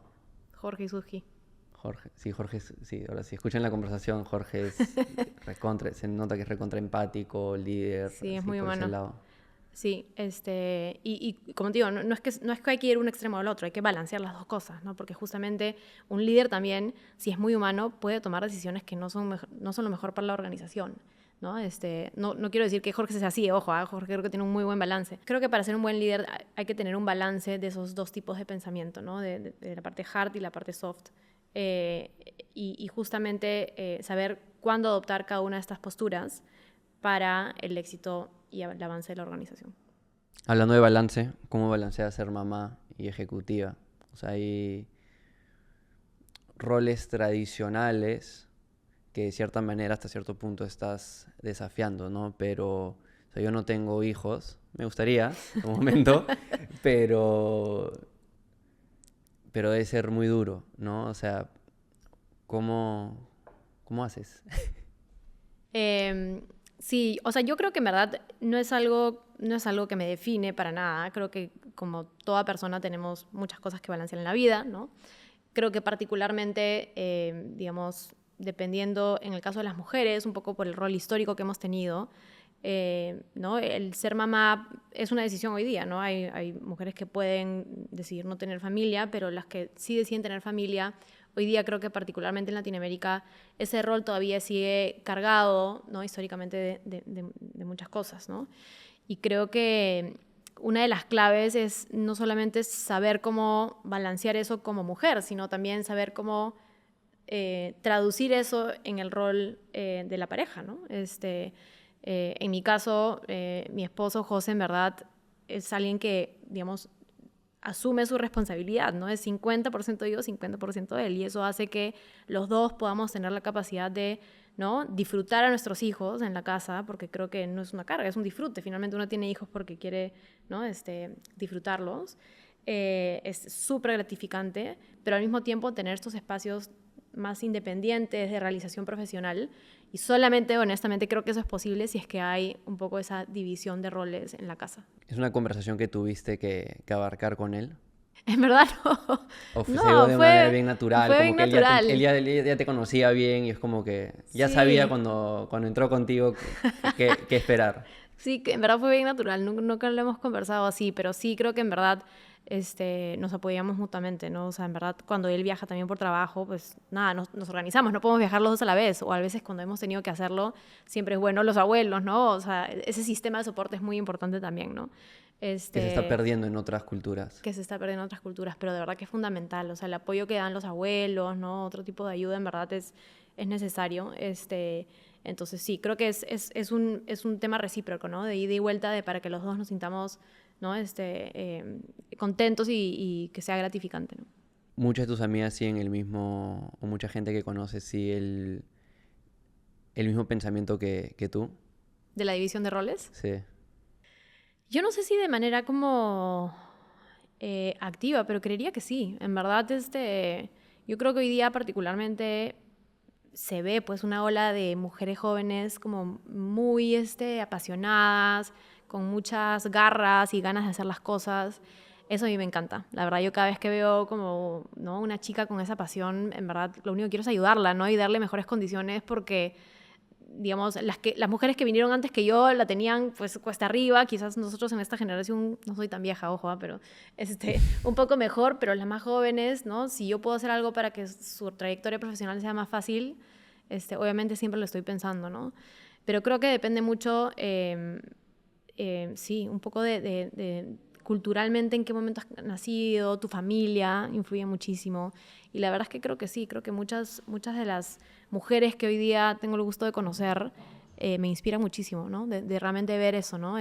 También he tenido jefas anteriores que eran mamás antes que yo fuera mamá, y yo le preguntaba estas cosas, oye, ¿cómo haces en tu día a día? O sea, y eran una inspiración para mí saber que se podían hacer las dos cosas, ¿no? Y que no solamente se puede hacer las cosas, sino que uno los disfruta, ¿no? ¿Qué mujeres que conoces personalmente o a través de libros o redes, televisión, lo que sea, te inspiran? Uy, hay un montón. Brené Brown me encanta, no sé si has escuchado, pero habla mucho de la vulnerabilidad, y creo que la vulnerabilidad es, digamos, una habilidad, una capacidad, un rasgo que muchas mujeres tienen, ¿no? Y quizás antes en el mundo corporativo no se valoraba. Y hoy día, ¿no? Ella habla mucho de cómo la vulnerabilidad ayuda no solamente a ser mejores personas, sino a ser mejores líderes. Entonces, eso creo que es algo que a mí me inspiró muchísimo hace un tiempo. Otra persona que, como te digo, en el día a día me inspiró muchísimo fue mi mamá. Ella no trabajaba full time, pero trabajaba part time, y solamente los mensajes que me decía de, oye, yo trabajo porque lo disfruto, eso a mí me encantó. O sea, o sea, realmente como entender que el trabajo sí es una necesidad, claramente, todos tenemos que trabajar para subsistir, pero además trabajar en algo que disfrutas es algo lindo a trasladar a los hijos, ¿no? Yo justo la semana pasada que tenía que viajar, llamaba a mi hija y le decía, mira, te voy a contar todo lo que estoy aprendiendo de los robots, lo ponía en fácil, ¿no? De la NASA, del espacio, y me decía, mami, cuéntame más, qué lindo lo que estás aprendiendo. Entonces, trasladarles que no estoy viajando porque tengo que viajar, sino porque viajo y aprendo y me enriquezco, es algo que creo que es lindo traspasar a las mujeres, ¿no? Y finalmente creo que una persona que quizás no lo sepa, pero Daniela Raffo es una mujer, también graduada de Stanford. Ella fue mi jefa cuando yo recién regresé y ella era mamá, yo no lo era. Y todo el tiempo le preguntaba, ya, pero cuéntame operativamente cómo haces en tu día, ¿no? Y me decía cómo hacía, cómo logísticamente con todas las cosas. Eso me inspiró a pensar que si ella era tan capa y hacía lo que hacía siendo mamá, pues yo también podía hacerlo, ¿no? No sé qué tan cierto sea, pero recientemente he estado escuchando a algunas personas que sigo en redes, en Twitter principalmente, que son mayores que yo de afuera, y dicen de que te vuelves más productivo o productiva cuando tienes hijos, por alguna razón. Hay un dicho que dicen, si necesitas que un favor te lo hagan rápido, pídeselo a una mamá trabajadora, literalmente. Sí, yo creo que es verdad. O sea, yo a veces termino la semana y digo, no puedo creer la cantidad de cosas que he hecho en esta cantidad de tiempo. Pero es Pero porque literal, o sea, dices, tengo muchas menos horas al día, ya simplemente es enfoque y me imagino que te obliga a hacer ese, como llaman el Pareto, ¿no? El 80-20. ¿Cuáles son el 20% de acciones, las prioridades y enfocarte en ellas? Versus cuando estás libre de cierta manera, hacer lo que sea cuando sea, eres más propenso, propensa a tratar de hacer todo y logras menos. sí, sí, es una buena forma de ponerlo. Yo creo que sí, de todas maneras. Y creo que también, ojo que yo no sé cómo eran las mamás antes, pero hoy día la tecnología ayuda un montón. O sea, pagos, ¿no? De manera digital muy rápidos. Antes había que ir al banco, ¿no? No sé, o coordinar cosas por WhatsApp con, ¿no? Otros papás sobre cosas del colegio, ¿no? También cosas del trabajo, ¿no? Que hoy día se pueden hacer de manera mucho más eficiente. Por Slack puede ser asíncrono también, ¿no? El trabajar desde casa a mí me ayuda muchísimo, obviamente, ¿no? Tener la flexibilidad de cualquier cosa, ¿no? Puedo ir a recoger a mi hija al colegio si es necesario, ¿no? Creo que esas cosas son muy importantes. Entonces, yo creería que flexibilidad, organización, sistema de soporte, ¿no? Y líderes empáticos son cosas que ayudan muchísimo. ¿Cómo manejas el estrés? ¿Sabes que medito? Sí, yo he Sí, tratado, es muy difícil. sí. Me No soy distraigo. experta en Creo que tengo ADD. pero ¿sabes que yo también pensaba lo mismo? Y en la Me falta una pandemia, mente de crecimiento. en la pandemia tuve unas épocas muy estresantes y estaba embarazada en ese momento. Entonces, creo que también fue un poco como por el bienestar de mi bebé, ¿no? Me forcé a meditar. ¿Usaste un app como Calm o literal ya? No, sí, uno que se llama Headspace, que es súper sencillo y en verdad te hace meditaciones entre 5 y 15 minutos, de la forma, puedes ir avanzando, pero entre 5 y 15 minutos en las noches. Y la verdad que, o sea, gracias a eso pasé la pandemia, porque si no, o sea, el nivel de estrés era muy, muy alto, ¿no? ¿Y qué te Entonces, funciona? Por ejemplo, he escuchado a mucha gente que la idea de la meditación es dejar de, ¿no? O sea, van a venir pensamientos a ti y es dejar que ese pensamiento pase como una ola, ¿no? Entonces hay gente que te dice, concéntrate en tu respiración, ¿no? Para adentro, para afuera, etcétera. Hay gente que te dice, repite un mantra, así te concentras en el mantra y no tienes otras ideas. ¿Tú cómo haces? no, a mí lo que más me funciona es en la respiración y concentrarte en uno mismo. De hecho, hay algunas meditaciones también que ayudan, que son como, le llaman como sonámbulo, o sea, meditaciones de sonámbulo, donde literalmente estás caminando, puedes estar caminando por donde quieras, o sea, por el malecón o por el parque, donde tú quieras, pero no puedes tener contacto visual con nadie, ni hablar con nadie. Entonces, literalmente estás como muy concentrado en ti mismo, pero en ese entonces te enfocas en caminar, ¿no? Y en tu respiración y todo lo demás. Hay otras formas que obviamente son echados, sentados, lo que fuere. Pero eso, digamos, ayuda muchísimo a como que hacer esa transición. Y ojo que yo no medito una hora, eso no lo puedo hacer. No tengo ni el tiempo de meditar una hora, pero antes de dormir 15 minutos, de verdad que hace la diferencia. Y lo segundo que hago, que me encanta, es bailar. Eso me desestresa a mí un montón. ¿Qué O pones? sea, Reggaetón, salsa. particularmente salsa, y honestamente ritmos folclóricos. Me encanta bailar como música afroperuana, guayno, esas cosas. O sea, me Sola, con los encanta. chibolos. Sola con los chibolos. Antes tenía clases, ahorita no estoy teniendo tiempo de ir a las clases, pero voy a retomarlas. Y sí, eso como que desestresa un montón. Mucha música y Que yo a bailar. veces en el camino, los podcasts, de nuevo, para relajar, así, escucho una música así bien, bien fiestera, o sea, pachanga, así, para poner de buen humor. Sí, cada uno tiene su cosa, ¿no? Para mí el baile es como, sí, es como mi desestresante, ¿no? Pero la meditación, como te digo, sí, increíblemente funciona. Quiero acabar con un tema que me interesa conversar contigo, porque sé que estás aprendiendo un montón de cosas, estás viajando. Entonces quiero hablar de eso, de cómo aprendes, ¿no? Creo que también mucha gente que está escuchando quiere saber de qué fuentes aprendes, tienes alguna metodología particular, cómo filtras la información. Y luego también hay una parte importante que sería bueno tocar, que es no solo sobre aprender, porque eso también se puede volver una manera de procrastinar, sino luego cómo aplicas lo que aprendes y ese balance entre aprendizaje y aplicación. Entonces ahorita me mencionaste que antes de grabar de que escuchas bastantes podcasts, ¿no? También. Sí, en verdad creo que es un reto en general porque hoy día hay una cantidad de información que es difícil filtrarla, ¿no? Entonces, de hecho, justo antes de entrar a este rol, yo le pregunté a 3, 4 personas que admiraba, literalmente, ¿cómo aprendes? ¿Cómo te informas? ¿No? Y de hecho es una pregunta que yo hago también siempre en todas las entrevistas que hago. Yo también. En la Victoria Lab. Y digamos, sobre eso, finalmente yo tomé una decisión de cuál era como lo más efectivo para mí, ¿no? Los podcasts me sirven, pero a veces son muy largos para el tiempo que tengo como, digamos, libre, ¿no? Entonces, escucho particularmente The Daily, de New York Times, A16Z, American Life a veces escucho también.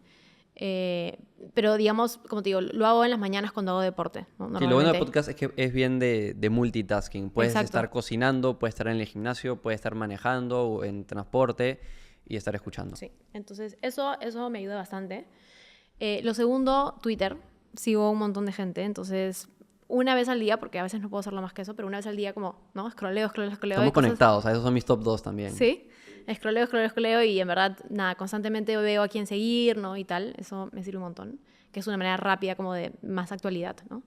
Y por lo general, la gente más capa, en mi opinión, en temas de emprendimiento, negocios, innovación, etcétera, están en Twitter. Sí, sí, la verdad que eso me funciona muy bien. Lo otro, honestamente, es veo un montón de videos que la gente me recomienda. Por ejemplo, ahorita, bueno, IDEO sirve un montón, ¿no? Como que me mandan cosas, ¿no? Y en verdad constantemente veo esos videos. Y lo otro que sí tengo es como que tengo una lista curada de como newsletters o boletines de gente que me interesa, ¿no? Entonces, por ejemplo... Quiero empezar uno. Sí, en verdad es bien, bien útil, ¿no? Tengo una Benedict Evans, no sé si lo ubicas, pero es como que un newsletter curado un poco de las últimas tendencias que hay, ¿no? Tengo The Fast Forward Labs también, son como los 2 que más leo, porque tengo otros, pero en realidad a veces los borro por falta de tiempo, pero esos son los 2 que más leo. Entonces te diría que esas son como que las 4 fuentes que de manera diaria tengo. Pero sí lo que es importante es separar, por lo menos, sobre todo en mi rol, como 3 momentos al año de viaje de inspiración. Entonces, South by Southwest es uno de ellos, por ejemplo, ¿no? Que es todos los años, ¿no? Ir y tener una semana como de inspiración, ¿no? Otro de esos momentos son estos viajes de inspiración que te mencionaba que hacemos en Intercorp, ¿no? Es un momento como de súper inspiración, ¿no? Y el tercero, en verdad, puede variar, todos los años cambia, ¿no? Puede ser una conferencia, puede ser como que un viaje a un experto, ¿no? En diferentes cosas. Y el cuarto es lo que yo llamo como el aprendizaje aplicado en el trabajo. Honestamente, ahí se aprende un montón. Meterte a los proyectos, ver lo que se está haciendo en las organizaciones, aprender de los pares, ¿no? De gente de tu propia organización que son líderes creativos. O sea, realmente el talento, y no es por hacer publicity, pero el talento que tenemos en la Victoria Lab es, yo aprendo demasiado de las personas que están ahí.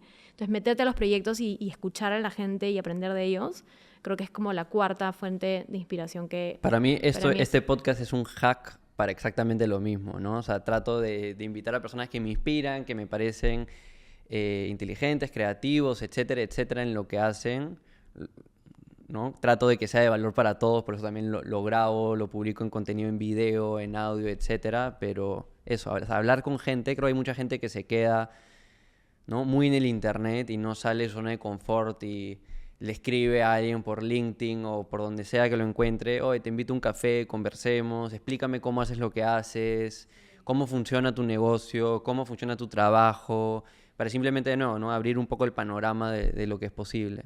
O sea, creo que hay que combinar, por eso te decía, hay partes que son más digitales y aparte, por ejemplo, los viajes de inspiración, eso es presencial, es ir literalmente a un lugar y ver, ¿no? Es inmersivo. Inmersivo, ¿no? Y lo mismo con los proyectos, ¿no? Es inmersivo, es salir, hablar con usuarios, ¿no? Ver lo que está sucediendo en la cancha, ¿no? Porque si no, en verdad, pierdes mucha perspectiva de lo que está sucediendo, ¿no? ¿Y hay algo en este proceso de aprendizaje donde cambiaste tu opinión sobre algo, tal vez hasta de manera radical? O sea, algo que tal vez tú estabas muy cerrada, y sea que fue a través de un podcast, un newsletter, un viaje inmersivo o alguien del equipo que hiciste ahí un 180. Sí, creo que desde que he empezado a trabajar en la Victoria Lab hay muchas cosas que he aprendido de manera distinta, porque creo que igual dentro de Innova Schools, por más que tenía un rol creativo, en algunos momentos quizás un poco menos creativo, porque fui finalmente CFO en algún momento, pero siempre estaba enfocado mucho en sí ser creativo, pero con un enfoque finalmente de implementación, ¿no? De ejecución, ¿no? Que es súper importante, ¿eh?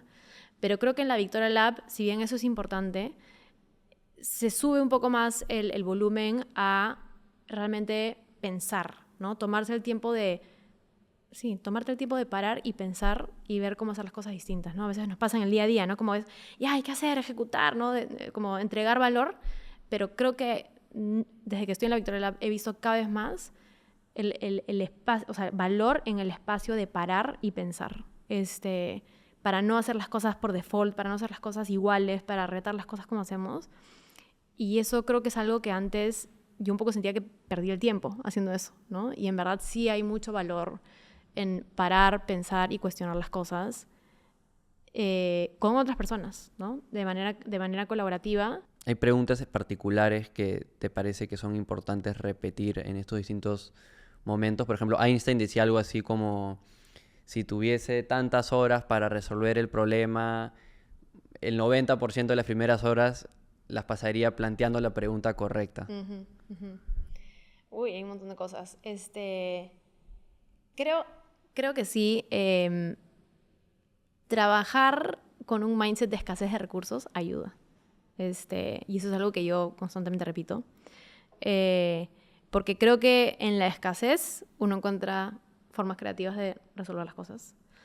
Creo que constantemente, por más que uno se mete como muy al detalle de un problema, hay que tener la capacidad de constantemente hacer zoom out y preguntarse, ya, pero ¿qué es éxito? ¿Por qué estamos acá? ¿No? Porque eso mucha gente nunca hace. Porque te metes mucho en el rollo y pierdes perspectiva. Entonces, yo que vendo servicios de marketing y me junto con gente que, quiere determinado resultado, o más que nada viene con una necesidad, ¿no? Quiero hacer esto, quiero hacer más contenido en redes sociales, o quiero hacer una página web, o quiero hacer anuncios digitales, etcétera, etcétera, etcétera. Y no se han pensado como que cuál es el endgame, ¿no? ¿Cuál es el punto final al cual estamos tratando de llegar? Sea eso una métrica en particular, sea es un resultado tangible, de otra índole, etcétera. Pero no se pregunten, simplemente me han dicho que tengo que hacer este tipo de iniciativa, pero no he pensado, o sea, a dónde quieres llegar y cómo o por qué esa iniciativa llevaría a ese resultado. Sí. Eso es súper común que la gente no se pregunta. Creo que eso es súper importante, constantemente tener esa capacidad, como te digo, de zoom in, zoom out, ¿no? Y creo que en verdad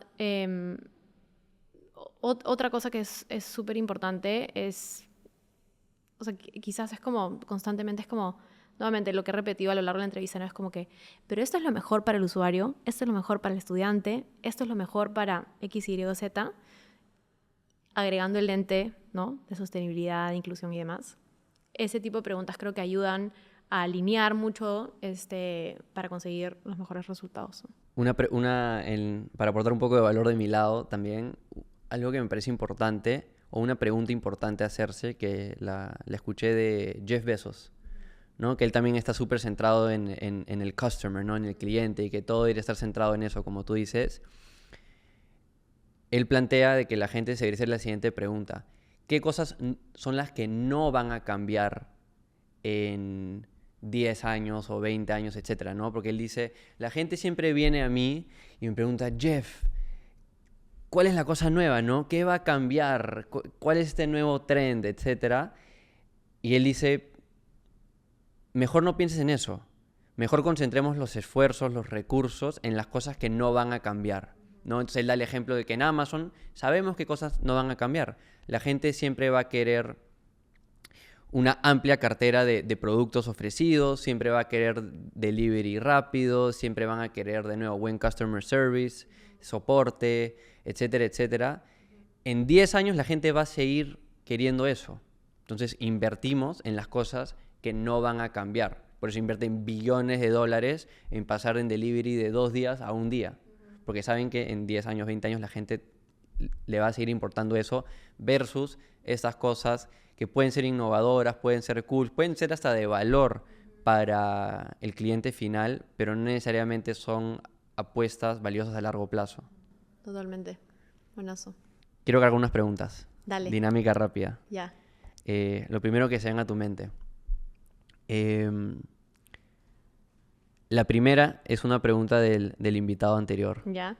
¿Qué es lo último que haces en la noche antes de dormir? Meditar. Ah, meditas en la noche. Sí. ¿No has intentado en la mañana? No. ¿No te En la funciona? noche es cuando uno tiene, no sé, yo vengo pues no, de todo el día, y entonces para relajar. Veo primero una serie de Netflix, ojalá, o a veces leo un libro que no tiene nada que ver con... Bueno, a veces leo libros de negocios, pero últimamente estoy leyendo más novelas que me ayudan a desconectar. Ahorita estoy leyendo El Imperio Eres Tú, de hecho. Pero luego de eso, meditar. ¿Qué oportunidades de negocio ves para alguien que está escuchando esto y tal vez está pensando qué emprendo? Lo que más te digo que me llama la atención es atender a los mercados informales. Esa es la que más. ¿Hay un ángulo en particular que te parece que sería valioso? O sea, creo que la conveniencia, honestamente, pero eso puede ser desde diferentes aspectos, ¿ah? Desde servicios, como te digo, de no supermercados, pero acceso a, ¿no? Comida, ¿no? Compras de alimentos. Esa creo que me parece algo fundamental. Como tú decías, no va a cambiar en los próximos 10 años, todo el mundo va a necesitar eso. Hoy día hay, ¿no? como una asimetría en general de información y en la cadena de valor para llegar a estos usuarios. Entonces creería que eso es algo de verdad que es súper importante. ¿Qué herramientas o softwares usas en tu día a día para gestionar el negocio o tu vida? Slack, WhatsApp, bueno, mi calendario Gmail, que es como mi vida en colores. Bueno, Twitter, ¿no? Los podcasts. ¿Qué más? Todos los aplicativos de pagos online. Los uso todo el día. Increíblemente redes sociales trato de no usar mucho. Ni Instagram, ni Facebook. Tu marca personal no estás tratando de... En LinkedIn, pero es distinto. En LinkedIn. Pero nada de Instagram ni Facebook. Siento que pierdo el tiempo. Zoom. ¿Tu calendario con cuánta anticipación? Me da la impresión por cómo lo mencionas de que está ya, o sea, lleno todo el día. Todo el día. ¿Con cuánta anticipación se llena? O sea, por lo Porque hay general... gente que prepara su día, ponte el domingo, prepara toda la semana, hay gente que es un tema andante, hay gente que lo prepara el día anterior, hay gente que lo prepara un mes antes. O sea, normalmente el 85 o 90% de mi calendario está lleno como 10 días antes o una semana antes, por lo menos. Sí. Soy muy desorganizado para eso. Bueno, a veces... Siento que mi problema es que yo digo sí a muchas cosas y de ahí me arrepiento. Ah, ok. Sí, no, a veces son cosas que uno te agenda, ¿no? Sí, sí, no, eso es un poco bien anticipado. Si pudieras tomar un café, cerveza con cualquier persona histórica, ¿quién sería? ¿Tiene que estar muerto? No, cualquiera. Con Barack Obama. Barack Obama. Sí. ¿Algo particular que le preguntarías? Ay, no sé, siento que es justamente que hablamos de los líderes, ¿no? Siento que es un líder que tiene ese balance increíble entre tener capacidad analítica, pensamiento crítico, ¿no? Y formación increíble, pero es muy humano, ¿no? Muy empático, ¿no? Entonces creo que le preguntaría... Como orador es como que top 3 de la historia. Además orador, ¿no? Pero como te digo, para mí evidencia es ese balance, ¿no? Entonces creo que le preguntaría eso, ¿cómo llega ese balance, ¿no? Para tomar decisiones. Una mala recomendación que sueles escuchar a otras personas dar. Haz tu trabajo solo para crecer profesionalmente. Volviendo al tema de pasión. Sí, o sea, creo que si trabajas con pasión, lo vas a hacer. Imagínate, dedicamos cuántas horas del día nuestro en trabajar. Si no haces algo que te gusta, es como, qué depresión.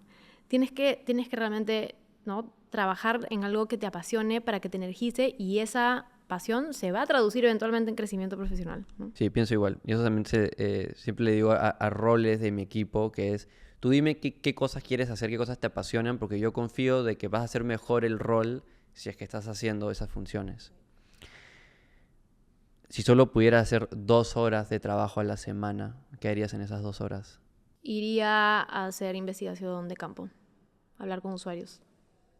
Es muy inspirador hablar con gente. Buenísimo, esa es nueva, me gusta. Si tuvieras que tener otra profesión, ¿cuál sería? Bailarina. ¿Bailarina o presidenta? No, presidenta ya lo descarté hace mucho tiempo. No, bailarina. Te juro de verdad que por mucho tiempo, y se van a reír, yo quería ser como las bailarinas de atrás de Olga Tañón. Ese era como mi sueño. Sería mi segunda profesión. Mejor compra de $100 o menos. Ahí a mal palo te arrimas, porque soy lo menos compradora del mundo. O sea, odio ir a malls, no me gusta comprar ropa. No, o sea, Mucha gente dice como que Kindle. no. Ni siquiera, o sea, no. Creo que algo para mis hijos, creo, honestamente. O sea, gasto más en mis hijos que en mí. Para que se entretengan. Sí. Un panel en la calle que toda la ciudad podría ver. ¿Qué pondrías? Pondría ahorita algo inspirador para los peruanos. Siento que estamos en un momento muy deprimente para el Perú. Entonces, no sé qué pondría, pero pondría algo, ay, no sé, como, no sé. Eres peruano, eres peruana, eres capaz de lo que sea. Piensa en el otro, sé solidario.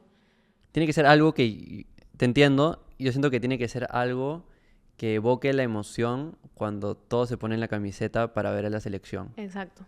Va por Sí, ahí. sí. No, yo, las habilidades creativas comunicacionales no son lo mío, así que...